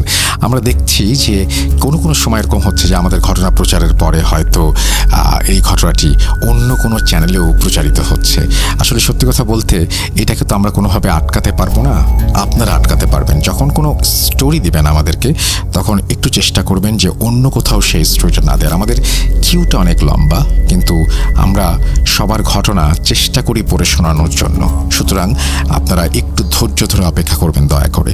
226তম এপিসোডে আপনাদের আরও একবার স্বাগত জানাই। আমরা চলে যাব আমাদের পরবর্তী ঘটনায়। আসসালামু আলাইকুম রহমতুল্লাহ। প্রিয় রাসেল ভাই, আশা করি আপনি আল্লাহর রহমতে ভালো এবং সুস্থ আছেন। আমি মোহাম্মদ অনির্বাণ ইসলাম খুলনা থেকে বলছি। ভূত.com-এর গত বছরের ৭৪তম এপিসোডে আমার পাঠানো বন্ধু আসিফ ঘটনাটি সম্প্রচার করার জন্য আমি ভূত.com-এর সকল মডারেটর এবং আপনাকে আন্তরিকভাবে ধন্যবাদ জানাই। এর ফলশ্রুতিতে আমি এবারও একটি ঘটনা আপনাদের কাছে পাঠালাম। যদি সেটি সিলেক্টেড হয় তাহলে ডেফিনেটলি প্রচার করবেন। আসলে এই ঘটনাটি 4টি বিষয়বস্তু নিয়ে আপনাদের কাছে আমি উপস্থাপন করছি। সঙ্গত কারণে আমি কিছু কথা বলতে চাই এই ফাঁকে, যাতে আপনাদের ঘটনাগুলো শুনতে এবং অনুধাবন করতে সহজতর হয়। আপনারা জানেন যে খুলনা শহর আসলে এটি ঐতিহ্য এবং সংস্কৃতিতে বহুকাল আগ ধরেই একটি প্রভাব বিস্তার করে আসছে সারা দেশে। এছাড়াও এখানে বিভিন্ন রকমের দর্শনীয় স্থান আছে এবং খুলনা শহরে থেকে বিভিন্ন রকমের ভৌতিক ঘটনা আপনাদের কাছে পৌঁছায় প্রায় সময়। আমাদের প্রিয় আফনান ভাইয়া, তারপর গোলাম রাব্বি ভাইয়া, এরা মানে বিভিন্নভাবে ঘটনাগুলো আপনাদের কাছে তুলে ধরে। হয়তো আপনারা এটা জেনে থাকবেন যে খুলনা শহরে আশেপাশে বহু এলাকা আছে যেগুলো এখনো পর্যন্ত খুবই ভুতুড়ে এবং বলতে গেলে বলাই বাহুল্য সেখানে দিনের বেলাও মানুষ যাতায়াত করতে পারে না। আমি চেষ্টা করব যদি আমার এই গল্পগুলো সিলেক্টেড হয় না তাহলে ডেফিনেটলি আমি ওখানকার মানুষের কাছ থেকে পাওয়া কিছু অতিপ্রাকৃত ঘটনাও আপনাদের কাছে আমি তুলে ধরবার চেষ্টা করব। তো সরাসরি এখন আমি আমার নিজের ঘটনায় চলে যাই। আমি আমার ঘটনাগুলোকে 4টি সেকশনে বিভক্ত করেছি। প্রথম সেকশনটা হলো আমার একদম ছোটবেলার ঘটনা। তখন আমি সবেমাত্র 6 কি 7 মাস হবে আমার বয়স। আমার আম্মার কাছ থেকে আমি ঘটনা শুনেছিলাম পরবর্তীতে অনেক বছর পর। তো ঘটনাটি ঘটেছিল আমার নানি বাসায়। আমি বলে দিই, আমার নানি বাসাটা হলো খুলনা জেলার বানরগাতি এলাকা, অনেকে চিনে থাকবেন। এখানে আমার বাসা এখন বর্তমানে আমি এখানে থাকি, কিন্তু এই এলাকা থেকে আরেকটু দূরে আরেকটি স্থান আছে। সেই স্থানটির নাম হলো বকুল বাগান লেন, হয়তো চিনে থাকবেন। এই বকুল বাগান লেন কেন্দ্রিক কিন্তু অনেক ঘটনা আমরা স্থানীয়ভাবে শুনে থাকি। ইনশাল্লাহ আমি সেই ঘটনাগুলো আপনাদের কাছে পরিবেশন করব পরবর্তী সময়। তো এই বকুল বাগান লেনে আমার নানি বাসা ছিল। এটি মূলত 2002 সালের ঘটনা।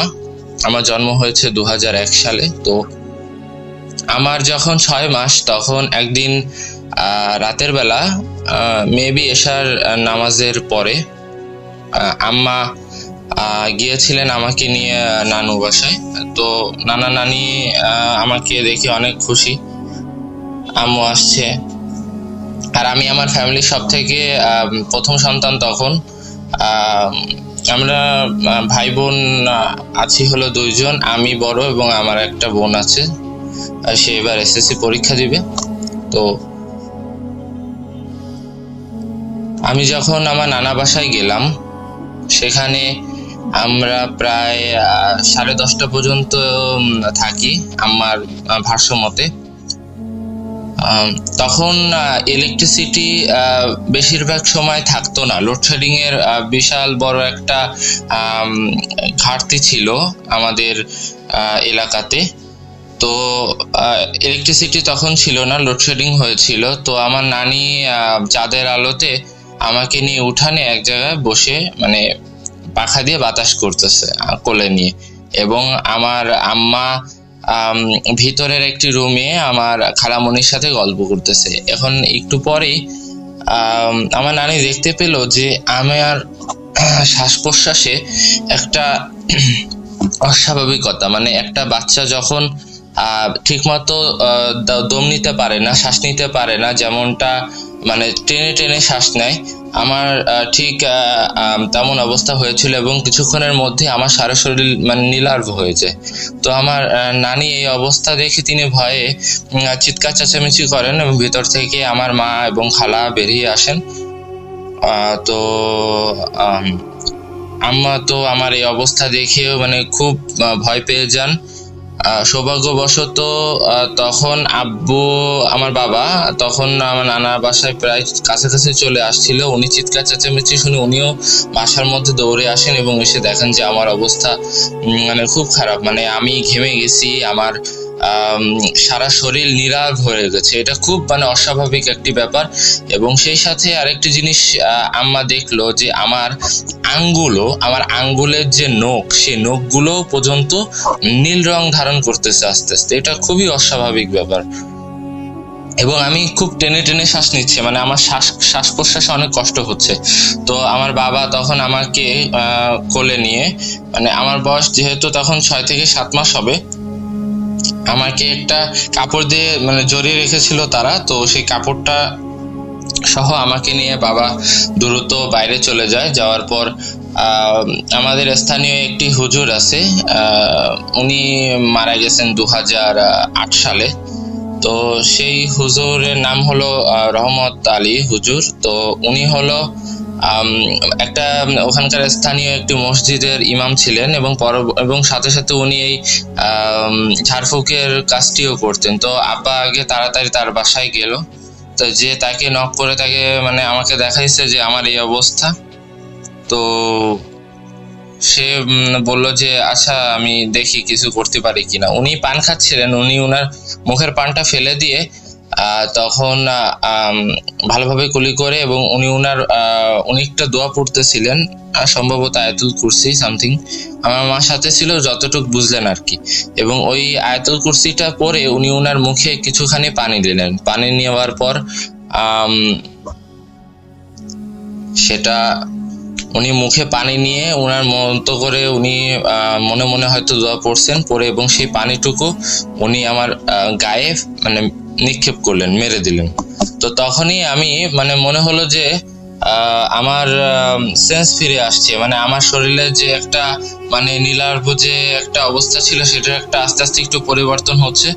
এবং আমি যে টেনে টেনে শ্বাস নিচ্ছিলাম, এইটার একটা মানে রিলিফ হয়েছে আমি বলে মনে করতে পারি।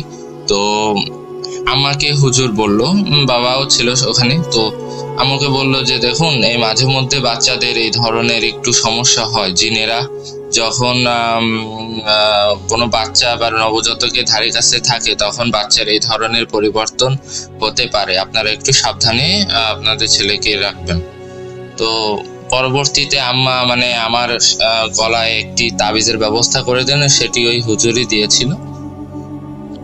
এবং একটু পানি পড়া দিয়ে দেন, পানি পড়াটা আমাকে মানে চামচ দিয়ে কয়েকদিন খাইয়ে দিয়েছে। তারপর আমি আস্তে আস্তে সুস্থ হয়ে যাই। তো এই সম্পূর্ণ ঘটনাটুকু আমি আমার মার কাছ থেকে শুনেছি এবং এটি খুবই অস্বাভাবিক ছিল। আচ্ছা, দ্বিতীয় যে ঘটনাটা, সেই ঘটনাটা বলবো আমি। এটা হলো 2 বছর আগে, বেশি বড় না, 2 বছর আগে একদিন সন্ধ্যাবেলায়, এটা হলো ঈদের 3 দিনের দিন, মানে ঈদের 3য় দিন, ঈদ শেষ হবার। তো সন্ধ্যার সময় আমি আমার ডেস্কে একটু কাজ করছিলাম আমার কম্পিউটারে নিয়ে। তো আম্মা পাশের রুম থেকে আমাকে বলতেছে যে শান্ত, তুমি আমাকে সবাই ফ্যামিলিতে শান্ত বলে ডাকে। তো আমাকে বলতেছে যে শান্ত, তুমি মাগরিবের নামাজ পড়বা না, আজান দিয়ে দিয়েছে। তো আমি বললাম যে আমার যেহেতু হাতে একটু কাজ ছিল, ব্যস্ততা ছিল, তো আমি বললাম যে আমি আমার এই কম্পিউটার কাজটা স্কিপ করে আমি বাসায় আমি আমার রুমে নামাজ পড়ে নিবানি আমি আম্মা। তখন আম্মা তার রুমে গেল, যে তার মতো নামাজ পড়তেছে, আমি এর মধ্যে উজু করে কম্পিউটারের কাজ ওটা আমি স্কিপ করে রেখে দিছি। দেওয়ার পর এখন আমি আমার রুমে একটা জায়নামাজ নিয়ে বসে আমি নামাজ পড়তেছি। তো এবার নামাজ পড়া শেষ হয়ে গেলে আম্মা তার রুমে আমাকে ডাকে, আমি গেলাম। যার পর ওনার কাছে একটা ওই যে দোয়ার বই ছিল, যেটাকে আপনারা অনেকের বাসায় থাকে বেসিক্যালি, যে পাঞ্জে গানা ওজিফা, এই বইটা অনেকের বাসায় থাকে। বইতে বিভিন্ন রকমের দোয়া থাকে। তো আম্মা এখান থেকে আমাকে যে শান্ত, তুমি তো নামাজ কিছু দোয়া পড়তে পারো, এই দোয়াটা তুমি মুখস্থ করে ফেলো। তখন আমি আম্মার সাথে সাথে ওই দোয়াটা পড়তেছি। আর পরিবেশটা মানে কোনো ঝড় বৃষ্টির কোনো কিছু না, মানে একটা শান্ত স্বাভাবিক পরিবেশ। আর ওই দিন একটু বেশি গরম পড়ছিল। তো আম্মাকে আমি বললাম যে আচ্ছা আম্মা আমি এটা পড়তেছি। তখন আমার সামনে আমি ওটা মানে উচ্চারণ করে পড়তেছিলাম, এবং আমার রুম থেকে আম্মার রুমে যে যাওয়ার পর আমার রুমের দরজাটা খোলা ছিল, ঠিক আছে। আমার রুমের দরজার সাথে আবার পাশে যে সিঁড়ি ঘরের একটা অ্যাটাচমেন্ট আছে, আমি যে বাসায় থাকি, তো ওই দরজাটা খোলা। আর আমি জাস্ট খুলে রাখছিলাম এই কারণে যাতে আমার রুমের তো একটুখানি ঠান্ডা বাতাস আসে বাইরে থেকে, এর জন্য আমার রুমটা খোলা। তা আমি আমার রুম থেকে যখন আমার রুমে যে দোয়াটা পড়তেছি, মানে কোনো বাতাস নেই, কোনো ঝড় বৃষ্টি নেই, হুট করে আমার রুমে দরজাটা ঠাস করে বন্ধ হয়ে গেল, without any kind of wind or storm. কোনো ঝড় নাই, কোনো বাতাস নেই, কিছু নেই। দরজা, আর দরজাটা ছিল কিন্তু কাঠের দরজা। এই কাঠের দরজা মানে ভারী দরজা, এত মানে জোরে একটা আঘাত করে চলে যাবে, আমি তো মানে আচমকা চমকে গেছি যে এই শব্দটা শুনে। আমি তাড়াতাড়ি আমি আমার রুমে যাই, এসে দেখি যে আমার দরজা লাগানো। আম্মাও চলে আসছে। তখন আম্মা দেখে বলতেছে যে ঘরের মধ্যে একটি শয়তান ছিল, শয়তানটা চলে গেছে।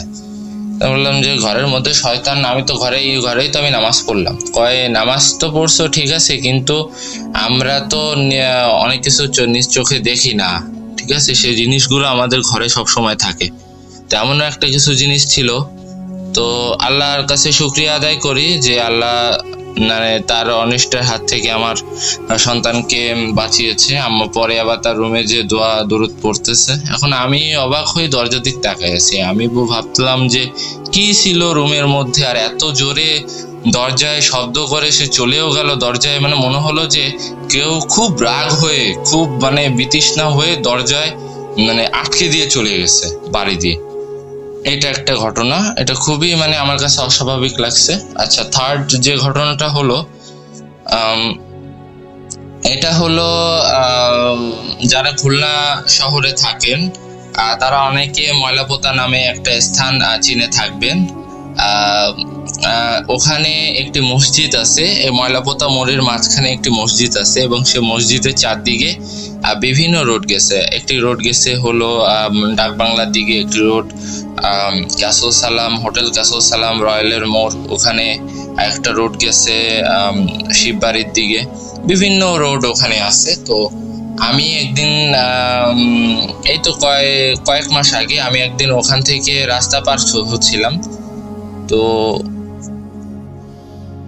আমার হাতে একটি বই ছিল। আমি আসলে বেসিক্যালি লাইব্রেরিতে যাই মাঝে মধ্যে কিছু বই টই কিনতে। তো আমার হাতে একটি বইয়ের ব্যাগ ছিল। আমি রাস্তা পার হব, তো এখন হঠাৎ করে আচমকা দেখি যে একটা ইজি বাইক আমার সামনে এসে পড়ছে। আর ইজি বাইকটার স্পিড মানে বলতে গেলে approximately 30 to 40 kilometre per hour এরকম হবে।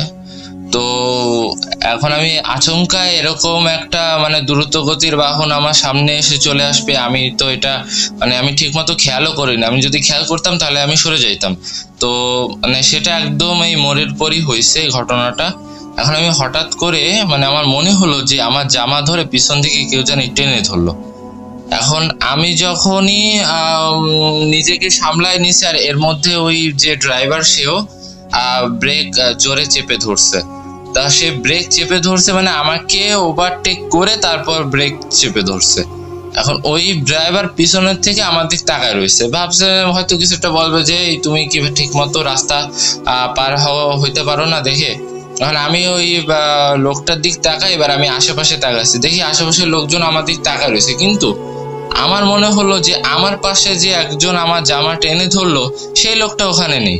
মানে ওখানে আসলে মানে আমার আশেপাশে কেউ নেই, সবাই দূরে দূরে দাঁড়িয়ে দেখতেছে যে মানে আমি আসলে অ্যাক্সিডেন্ট করতাম, আমার প্রায় অ্যাক্সিডেন্ট করবার মতো অবস্থা ছিল, আর আমি একদম পুরো ইজি বাইকের নিচেই চলে যাইতাম যদি ইজি বাইক ওরকম একটি হিউজ স্পিডে আমার দিকে আসতো। তো আমি দেখলাম যে আমার আশেপাশে কোনো মানুষ নেই, সবাই দূরের থেকে দেখতেছে, মানে যে আমি প্রায় অ্যাক্সিডেন্ট হতে হতে বেঁচে গেছি। এই জিনিসটা আমার কাছে খুব অড লাগলো যে যদি আমাকে কেউ যদি জামা পিছনে থেকে টেনে ধরতো তাহলে সে তো অবশ্যই পাশে দাঁড়াতো, তাই না? সে তো আমাকে এরকম বাঁচাই দিয়ে তো চলে যাবে না, যে বলতো যে আপনি একটু দেখে চলতে পারেন না, আপনি তো এখনই অ্যাক্সিডেন্ট করতেন। তো এই জিনিসটা আমার কাছে খুব অবাক লাগলো। আর এটা হয়েছে একদম বিকালবেলায়, পুরো মানে আসরের আজান হয়ে গেছে, মানে লোকজন সামনেই তো, যেহেতু বললাম মসজিদে সবাই যাচ্ছে, এই সময়টায় এই ঘটনাটা ঘটছে। এটা খুবই মানে স্ট্রেঞ্জ লাগলো আমার কাছে। আর একদম সর্বশেষ যে ঘটনাটা, চতুর্থ ঘটনাটা আমি বলতে চাই, সেই ঘটনাটা হলো যে এই তো এই যে রিসেন্টলি যে রমজান মাসটা গেল, গত মাসে যে রমজান মাসটা গেল, এই রমজান মাসে আমার সম্পর্কে একজন আত্মীয় হন, আমি দাদা বলে ডাকি, উনি একজন সরকারি চাকরিজীবী ছিলেন, উনি মারা গেলেন। উনার লিভার সিরোসিস নামক একটি রোগ হয়েছিল। তো উনি যেদিন মারা যান, আমি সেদিন তার বাসায় গেলাম। তার বাসায় যে আমি যেহেতু তার সম্পর্কে সবচেয়ে মানে বড় নাতি হই, তো আমাকে কিছু দায়িত্ব তারা দিয়ে দিয়েছিল যে শান্ত তুমি এটা করবা, শান্ত তুমি ওটা করবা। আমি ইভেন ওনার গোসলের যে দায়িত্ব, গোসলের সাথে থেকে যে কাজগুলো সম্পন্ন করতে হয়, ওই কাজগুলো আমি কমপ্লিট করেছি। এবং আমি লাইফে কোনোদিন এই ধরনের কাজ করিনি। এটাই আমার লাইফের একদম ফার্স্ট এক্সপিরিয়েন্স ছিল যে একটা মৃত মানুষকে কিভাবে গোসল করানো হয়। আমি একদম সামনে কাছাকাছি দাঁড়িয়েছিলাম, আমার হাতে সব ইকুইপমেন্ট ছিল, আর বাকি দুইজন মানুষ তারা তাদের এই কাজটি সম্পন্ন করছে। ভয় আমার এতে লাগেনি, ভয় লাগছিল একটা কারণে, সেটা হলো যখন আমি কবরস্থানে তার লাশটাকে নিয়ে যাই, তো সেখানে আমি যে দেখি যে তার জন্য যে কবরটা খোঁড়া হয়েছে, সেই কবরের পাশে আরেকটি কবর খোঁড়া হয়েছিল। ওই কবরটা খুঁড়ে ওখান থেকে একটি কঙ্কাল হয়তো তারা পেয়েছে যারা গোরখদকের দায়িত্বে থাকে। তো সেই কঙ্কালের আমি দেখতে চাইছিলাম একটু, মানে কিউরিয়াসিটি বশত, তো তারা আমাকে দেখায়। তো কঙ্কালটা মানে একদম সাদা, এবং কঙ্কালটা যে অবস্থায় আমাকে দেখাইছিল, তখন দেখি যে কঙ্কালের যে নাক, আমাদের যে নাকে তো এখানে দুটো ফুটো থাকে, সেই দুটো ফুটো থেকে একটি, আমরা বলি যে বিছে বা ইংলিশে যেটাকে বলি যে সেন্টিপিড বের হয়ে আসছে।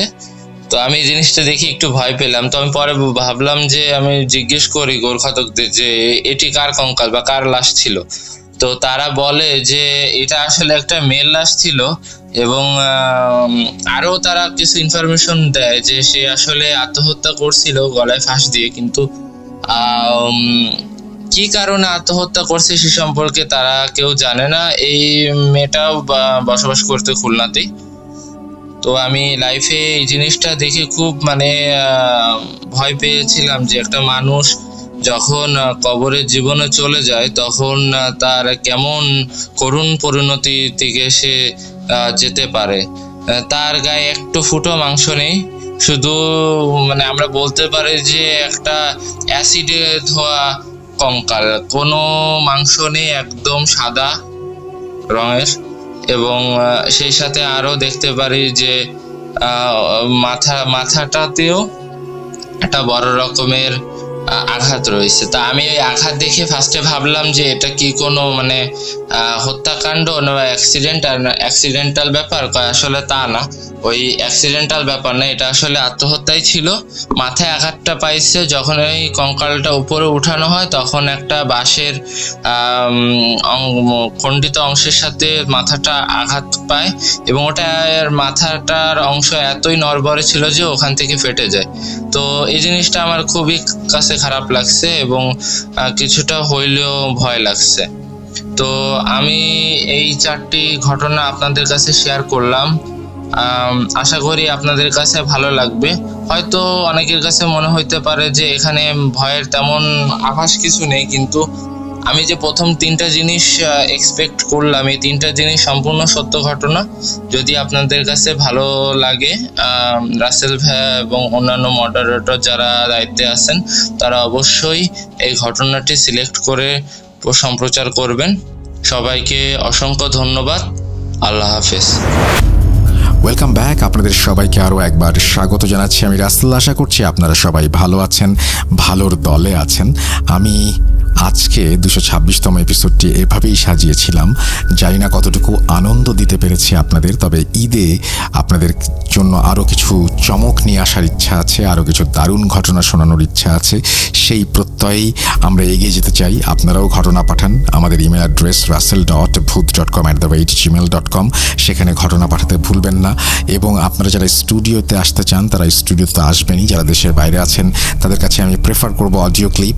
আমাদের বাংলাদেশের পরে আমি সবসময় বলি যে মিডল ইস্ট থেকে আমাদের সবচাইতে বেশি ঘটনা আসে এবং মিডল ইস্টের মানুষই আমাদের শো সবচাইতে বেশি শোনেন। এবং আমার ইচ্ছা, খুবই ইচ্ছা, এখন আমার মানে পরবর্তী ইচ্ছা হচ্ছে মিডল ইস্টে গিয়ে চমৎকার একটা শো করার। এটা কি সম্ভব আমি জানি না। মিডল ইস্টের সবাই যদি চান ডেফিনেটলি আমি কিন্তু যাব, কিন্তু আপনাদেরও সেখান থেকে আমি খুব ভালো মতন যে এখনও মানে এই শোয়ের ব্যাপারে সাড়া পেয়েছি এরকম না আসলে। সো আমি বলবো যে যদি আপনাদেরও শুনতে ইচ্ছা করে বা আপনারা সামনাসামনি সে ঘটনা শেয়ার করতে চান তাহলে কিন্তু আমরা এরকম একটা কোনো কিছুর প্ল্যান করতেই পারি। যাই হোক, আমরা চলে যাচ্ছি আজকের মতো, বিদায় নিচ্ছি আজকের মতো। ফিরে আসবো ইনশাল্লাহ আগামী সপ্তাহে। সেই পর্যন্ত সবাই ভালো থাকুন, সুস্থ থাকুন, মোস্ট ইম্পর্টেন্টলি booth.com এর সাথে থাকুন। আল্লাহ হাফেজ।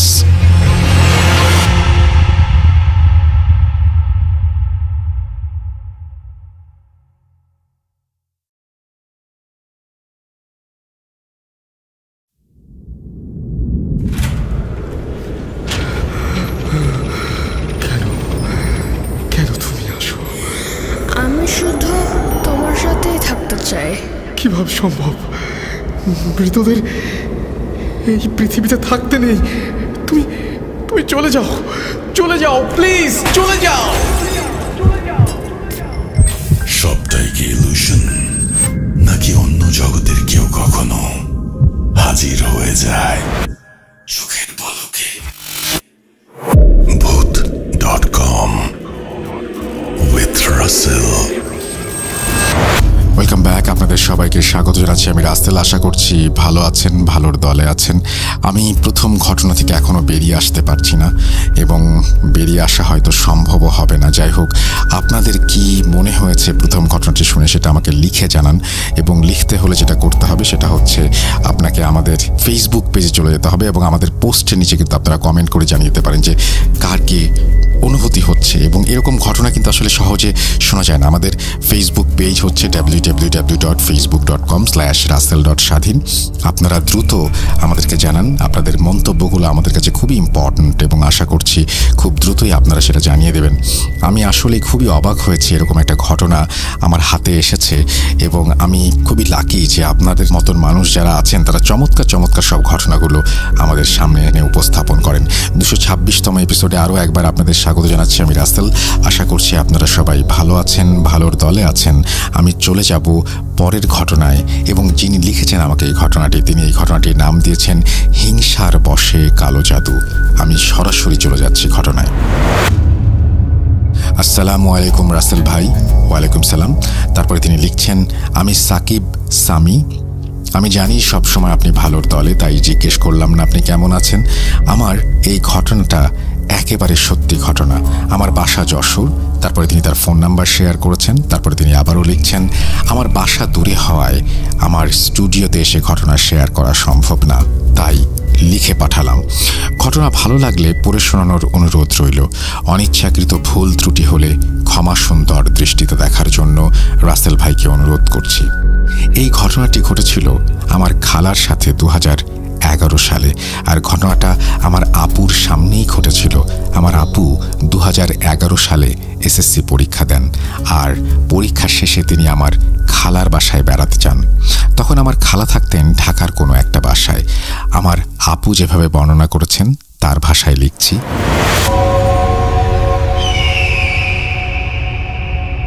আমি এসএসসি পরীক্ষা শেষ করে যখন খালার বাসায় গেলাম, তখন খালার বড় ননদের ছেলে ও খালার বাসায় বেড়াতে আসলো।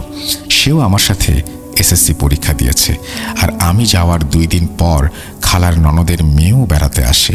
আর আমি যাওয়ার পর আমার খালার ছোট ননদও সেখানে বেড়াতে আসেন। আমরা সেখানে বেশ মজা করতাম, রাত 2টা-3টা পর্যন্ত গল্প করতাম। হঠাৎ ঘটল অঘটন। যেদিন ঘটনা ঘটল তার আগের দিন আমার খালার বড় ভাসুর ও তার বড় জা বেড়াতে আসছেন। তখন খালার বড় জা খালার মেজুজার সাথে ঢাকার অন্য একটা জায়গায় একসাথে থাকতো। খালার মেজুজার সাথে খালার সম্পর্কটা তেমন ভালো ছিল না, কোনো একটা কারণ নিয়ে ঝামেলা ছিল। খালা তার বড় ভাসুরকে দেখে খুব খুশি হন এবং অনেক খাবার রান্না করেন এবং তাদের সেই রাতটা থেকে যেতে বলেন। একবার বলার সাথে সাথে তারা থাকার জন্য রাজি হয়ে যায়। তার পরের দিন সকালে খালার বড় জা ও ভাসুর চলে যান, আর তারপরেই সমস্যা শুরু হলো। যেদিন রাতে ঘটনা শুরু হলো সেদিন বিকেলে খালা খাটের মাঝখানে বসে গল্প করছিলেন, কিন্তু খালার কেন যেন মনে হলো কে যেন তাকে এক ধাক্কায় খাটের নিচে ফেলে দিল। সেদিন সন্ধ্যায় হঠাৎ করে খালার ছোট ননদের জামাই খালার বাড়িতে আসেন। তাকে দেখে সবাই অবাক হয়ে যায়, কারণ তার সেখানে আসার কথা ছিল না। তিনি এসে বললেন, আমার মেয়েটা একটু দেখতে চাচ্ছিল, তাই চলে এলাম। তা আমার খালা বেশ খুশি হলো।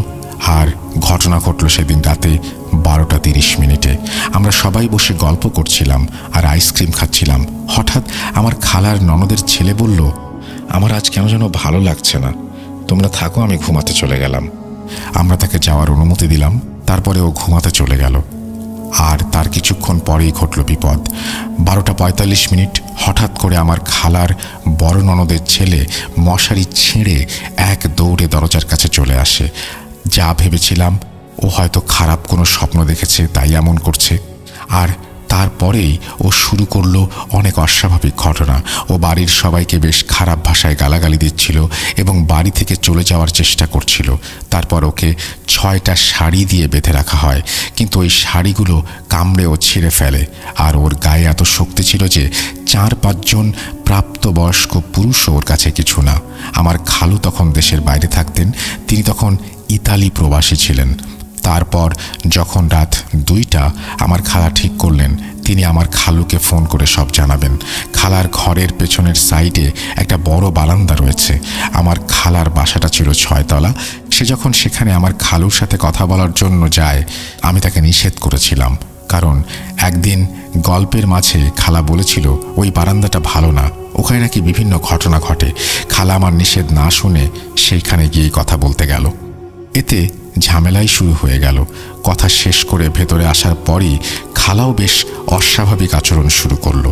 সে বাড়ির সবাইকে বিভিন্ন খারাপ ভাষায় গালাগালি দিতে শুরু করে আর চিৎকার করে বলতে থাকে আমার খালুর সংসার করবে না। আর ওদিকে আমার খালার বড় ননদের ছেলের অবস্থা আরও খারাপ হতে থাকে। সে হঠাৎ বলল আমি গোসল করব। তারপরে সে গোসল করতে চলে গেল। আর তারপরে ও গোসল করতে শুরু করলো। কিছুক্ষণ পর আমরা একটা বিকট গ্লাস ভাঙার শব্দ পেলাম। তখন ছিল রাত 2:30। আর তখন আমার খালার ছোট ননদের জামাই ঠিক করলেন দরজা ভাঙবেন এবং ভেঙে ফেললেন। দরজা ভাঙার পর আমরা যা দেখতে পেলাম, আমার খালার বড় ননদের ছেলে বাথরুমের ভেন্টিলেটরের গ্লাস ভেঙে ভেতর থেকে বাইরে যাওয়ার চেষ্টা করছে। ওর ডান হাত বেশ খানিকটা কেটে গিয়েছে, কারণ ও ডান হাত দিয়ে ঘুষি দিয়ে গ্লাসটি ভেঙেছিল। আর তারপরেই ওকে অনেক কষ্ট করে বাথরুম থেকে বাইরে নিয়ে আসা হলো। আর অন্যদিকে আমার খালার অবস্থাও বেশ খারাপ হতে শুরু করে। সে বারবার দরজা দিয়ে বাইরে চলে যাওয়ার চেষ্টা করছিল। আমার খালার শরীরে অস্বাভাবিক পরিমাণে শক্তি চলে আসে। তার কাছে 4-5 জন প্রাপ্তবয়স্ক বয়স্ক পুরুষ কিছু না। তখন খালা হঠাৎ করে বললেন, আমি পানি খাবো। তাকে পানি দেয়া হলো। সে এক নিঃশ্বাসে 1 জগ পানি শেষ করে ফেলল। সে বলল, পানি দে, আরও পানি দে। তারপরে তাকে 5 লিটারের বোতলের পানি দেয়া হলো। সে সেটাও শেষ করে ফেলল। সে আবার পানি চাইলে তাকে আবার পানি দেয়া হলো। সে ওই পানিও খেয়ে শেষ করলো। এভাবে সে প্রায় অনেকখানি পানি খেলো। বলে রাখা ভালো, আমার ছোট মামা তখন ঢাকাতেই ছিলেন। সে তার ব্যবসার কাজ যশোর থেকে ঢাকা গিয়েছিলেন। তখন আমার খালার ছোট ননদের জামাই আমার ছোট মামাকে ফোন করে সব জানালেন। আমার মামা বললেন, আমি আসছি, ঢাকায় যত রাতি হোক না কেন গাড়ি পাওয়া যায়। তখন রাত প্রায় 3টা। মামা চলে আসলেন। আমার নানি তখন যশোরে ছিলেন। তারা অত রাতে সব শুনলে টেনশন করবে, তাই তাদের সকালে জানানো হবে বলে ঠিক করা হলো। আর যত রাত বাড়ছিল তত দুইজনের অবস্থা আরও বেশি খারাপ হয়ে যাচ্ছিল। আমার খালাও এক দৌড়ে বাথরুমে ঢুকে গেল আর ঢুকে দরজা বন্ধ করে দিল আর এক নাগাড়ে গোসল করতে শুরু করলো। আমার খালা 6 তলার বাসায় থাকতেন আর খালার 4 তলায় একজন মহিলা ভাড়া থাকতেন। সে একটু ধার্মিক প্রকৃতির ছিলেন। তিনি 5 ওয়াক্ত নামাজ পড়তেন আর অনেক কিছু জানতেন। আমার খালার ছোট ননদ তাকে ফোন করেন এবং বললেন, আপনি একটু 6 তলায় আসুন, একটু সমস্যা হয়েছে। সে বলল, আমি আসছি। কিছুক্ষণ পর তিনি চলে আসলেন। এসে আমার খালাকে বাথরুম থেকে টেনে বের করে আনলেন। তিনি বললেন, আমার বিষয়টি অন্য কিছু মনে হচ্ছে। আমার মনে হচ্ছে এটা মনে হয় জিনের কাজ। আপনারা একটা ভালো হুজুরের সাথে যোগাযোগ করুন। আমার মনে হয় তিনিই কিছু করতে পারবেন। তখন বাসার সবাই ঠিক করলো ফজরের নামাজের পর ওই এলাকার হুজুরের সাথে কথা বলবেন। তার মধ্যে একটা সমস্যা শুরু হলো। আমার খালা কিছুতেই ঘরে ঢুকতে চাচ্ছিল না, বারবার ঘরের দরজার সামনে থেকে ফিরে আসছিল। তখন আমার খালার ছোট ননদের জামাই বললেন, আমি বিষয়টা কিছুটা বুঝতে পেরেছি। এটা মনে হয় কালো জাদুর ব্যাপার, আর নিশ্চয়ই ভাবির ঘরে কিছু একটা আছে যার কারণে ভাবি ঘরের ভেতরে যেতে চাচ্ছে না। তারা সবাই একটা বিষয় জানতো, আমার খালার মেজোজা তার কিরকম একটা দুঃসম্পর্কের দাদি কালো জাদু চর্চা করে, আর আমার খালার মেজোজা তাকে দিয়ে হয়তো কিছু করিয়েছে। তিনি বাসার সবাইকে আমার খালার পুরো ঘর খুঁজে দেখতে বললেন, সন্দেহজনক কিছু পাওয়া যায় কিনা। তখন প্রায় রাত 4টা। আমার খালার পুরো ঘর খুঁজতে শুরু করলাম আমরা। সন্দেহজনক তেমন কিছুই চোখে পড়ছিল না। অনেক খোঁজার পর বেশ আশ্চর্যজনক একটা জিনিস পাওয়া গেল। ঘরে যখন কিছুই পাওয়া যাচ্ছিল না তখন ঠিক করা হলো খালার ঘরের খাটের জাজি মুঠিয়ে দেখা হবে সেখানে কিছু পাওয়া যায় কিনা। আর তারপরে জাজি মুঠানো হলো আর উঠিয়ে সেখান থেকে একটা ছোট সোনালি রঙের পিন পাওয়া গেল। দেখে মনে হচ্ছে ওটা কেউ যেন জোর করে জাজিমের মধ্যে ঢুকিয়ে দিয়েছে, আর ওটা এমন জায়গায় পাওয়া গেছে যেখানে কখনোই কেউ ওই জিনিস রাখবে না। তখন ওটাকে ওখান থেকে বের করে নিয়ে আসা হলো। আমার খালার ছোট ননদের জামাই বললেন, এটাকে ছাদে নিয়ে চলেন। যেই ভাবা সেই কাজ। আমার ছোট মামাকে সাথে নিয়ে আমার খালার ছোট ননদের জামাই রাত 4:15 ছাদে নিয়ে ওই পিনটা পুড়িয়ে ফেললেন। ওটা পুড়িয়ে আসার পর আমার মামা আমার খালাকে বলল, তুই একটু এবার ঘরে গিয়ে দেখতো, দেখি কি হয়। আর তারপরে আমার খালা তার ঘরে গেল এবং খাটে গিয়ে বসলো। আর কোনো সমস্যা হলো না। খালা ও ননদের ছেলে কিছুক্ষণ ভালো থাকলো। তারপর হঠাৎ আবার অস্বাভাবিক আচরণ শুরু করলো। খালাকে এক ঘরে আর তার ননদের ছেলেকে আর এক ঘরে আটকে রাখা হয়েছিল। খালা ননদের ছেলে বলছিল আমি মামির কাছে যাব, আর খালা বলছিল আমি ওর কাছে যাব, কিন্তু কারো কাছে কাউকে যেতে দেয়া হচ্ছিল না। আমরা বাসার সবাই না ঘুমিয়ে জেগেছিলাম। বাসার 2 জন মানুষের অবস্থা দেখলে কেই বা ঘুমাতে পারবে। রাত শেষ হচ্ছিল না, কারণ বিপদের রাত সহজে শেষ হয় না। কিছুক্ষণ পরেই ফজরের আজান দিয়ে দিল আর তারা দুজনেই আগের চেয়ে আর একটু শান্ত হলো। আর তারপর আমার ছোট মামা এবং খালার ছোট ননদের জামাই নামাজ পড়তে চলে গেল।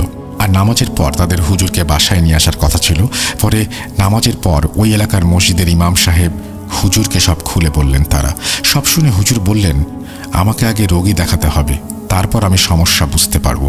তারপরে আমার ছোট মামা যশোরে ফোন করে নানানিকে সব জানালেন। আমার নানি সব শুনে অনেক কান্নাকাটি করছিলেন। আমার নানা আমার ছোট মামাকে বললেন, ওকে যেভাবে পারিস যশোরে নিয়ে আয়। আমরা ঢাকায় না জেনে কোনো হুজুরকে দিয়ে চিকিৎসা করাবো না। ঢাকায় সব হুজুর সেই কাজ পারবে কিনা তার কোনো ভরসা নেই। অনেক মানুষ আছেন শুধুমাত্র অর্থের কারণে অনেক কিছু করেন। এদিকে হুজুর বাসায় আসার পর যা হবার তাই হলো। হুজুরকে দেখার পর আমার খালা হুজুরকে অনেক খারাপ ভাষায় গালাগালি দিতে থাকেন আর বলতে থাকেন, তুই আমার কি করবি, ভালো চাস তো এখান থেকে যা। হুজুর যখন খালার কাছে গেল তখন আমার খালা হুজুরকে কলার ধরে শূন্যে তুলে ফেলল এবং ছুঁড়ে মারল। হুজুর উড়ে গিয়ে 4-5 হাত দূরে ছিটকে পড়ল। সবাই বেশ অবাক হয়ে গেল, একজন মহিলা মানুষ কি করে একজন প্রাপ্তবয়স্ক মানুষকে এভাবে ছুঁড়ে মারতে পারে। হুজুর বললেন, আমাকে মাফ করে দেন, হে আমার দ্বারা সম্ভব না। তার উপরে এটা অতি খারাপ জিন। আমার ছোট মামা তখন হুজুরকে বললেন, আপনি এমন একটা ব্যবস্থা করে দেন যেন আমরা ওকে নিরাপদে যশোরে নিয়ে যেতে পারি। আমাদের বাসা যশোর, ওর ওখানেই চিকিৎসা হবে।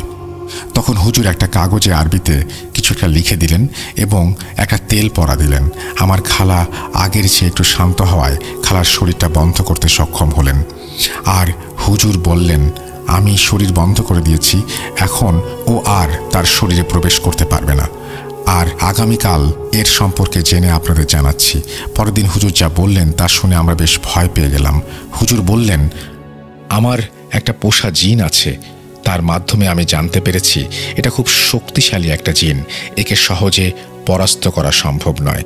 আমার মামা জিজ্ঞেস করলেন, হুজুর এটা আমার বোনের কাছে আসলো কি করে? উত্তরে হুজুর বললেন, এটা এমনি আসেনি, এটাকে শরীরে চালান করা হয়েছে। এটা তার শরীরে বন্ধ করার কারণে আসতে পারছে না ঠিকই, কিন্তু দূর থেকে প্রভাব বিস্তার করছে। হুজুরের এই কথাগুলো আমার মামা ও আমার খালার ননদের জামাইকে আলাদা করে বলা হয়, আমার খালার সামনে বলা হয় না, শুনলে সে ভয় পেয়ে যেতে পারে। হুজুর বললেন, আবার যখন জিন আসবে আমি কাগজে যে দোয়া লিখে দিয়েছি সেটা তার নাকে শোকাতে হবে, তাহলে জিন কিছু সময়ের জন্য চলে যাবে। আমি অনেক চেষ্টা করেছিলাম, কিন্তু এই জিনটা অনেক শক্তিশালী হওয়ার কারণে পেরে উঠিনি। আপনারা যশোরে নাকে নিয়ে যান, ভালো হুজুর দেখান, তা না হলে বড় ক্ষতি হয়ে যেতে পারে। এই বলে হুজুর খালার বাসা থেকে চলে গেলেন। আমার ছোট মামা আর দেরি না করে যশোরে যাওয়ার জন্য বাসের টিকিট কাটতে গেলেন। আর ওদিকে আমার খালার বড় ননদ এসে তার ছেলেকে বাসায় নিয়ে গেলেন। আশ্চর্য হলেও সত্যি, খালার বড় ননদের ছেলেকে বাসায় নিয়ে যাওয়ার পর পুরোপুরি সুস্থ হয়ে গিয়েছিল, তার আর কোনো সমস্যা হয়নি। কিন্তু আমার খালার সমস্যা থেকে মুক্তি পেতে অনেক ভুগতে হয়েছে। ঘটনাটি তিনি এখানেই শেষ করেছেন।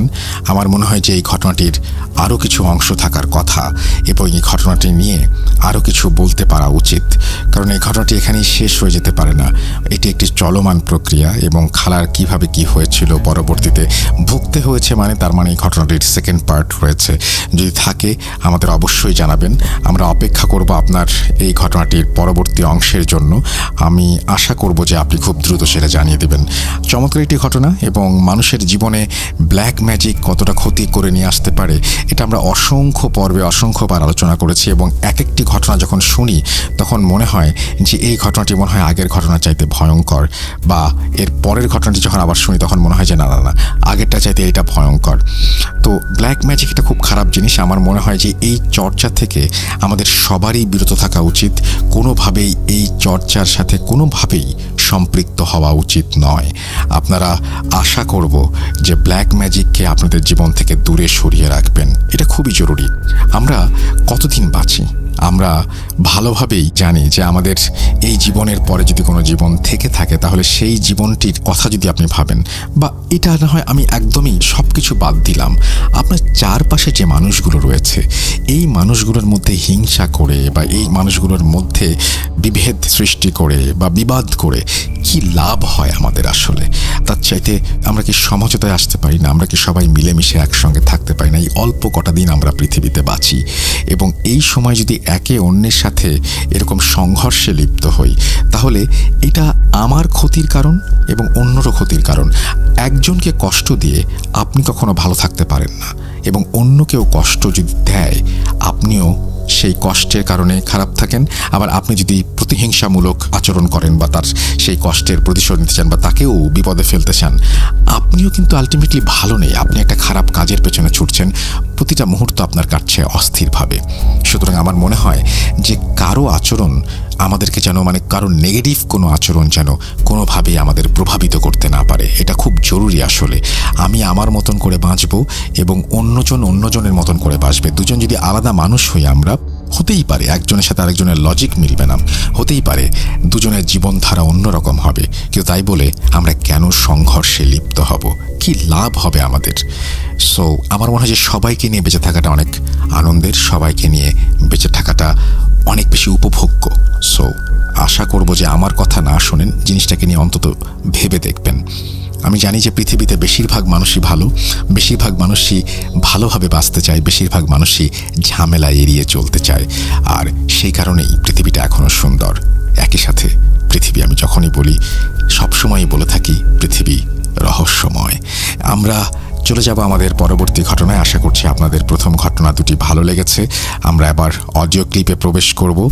আমাদের সাথে থাকুন প্রথম থেকে শেষ পর্যন্ত। আমরা ঈদের ঘটনা সংগ্রহ করছি, ঈদের ঘটনা পাঠিয়ে দিন দয়া করে। চলে যাচ্ছি পরের ঘটনায়।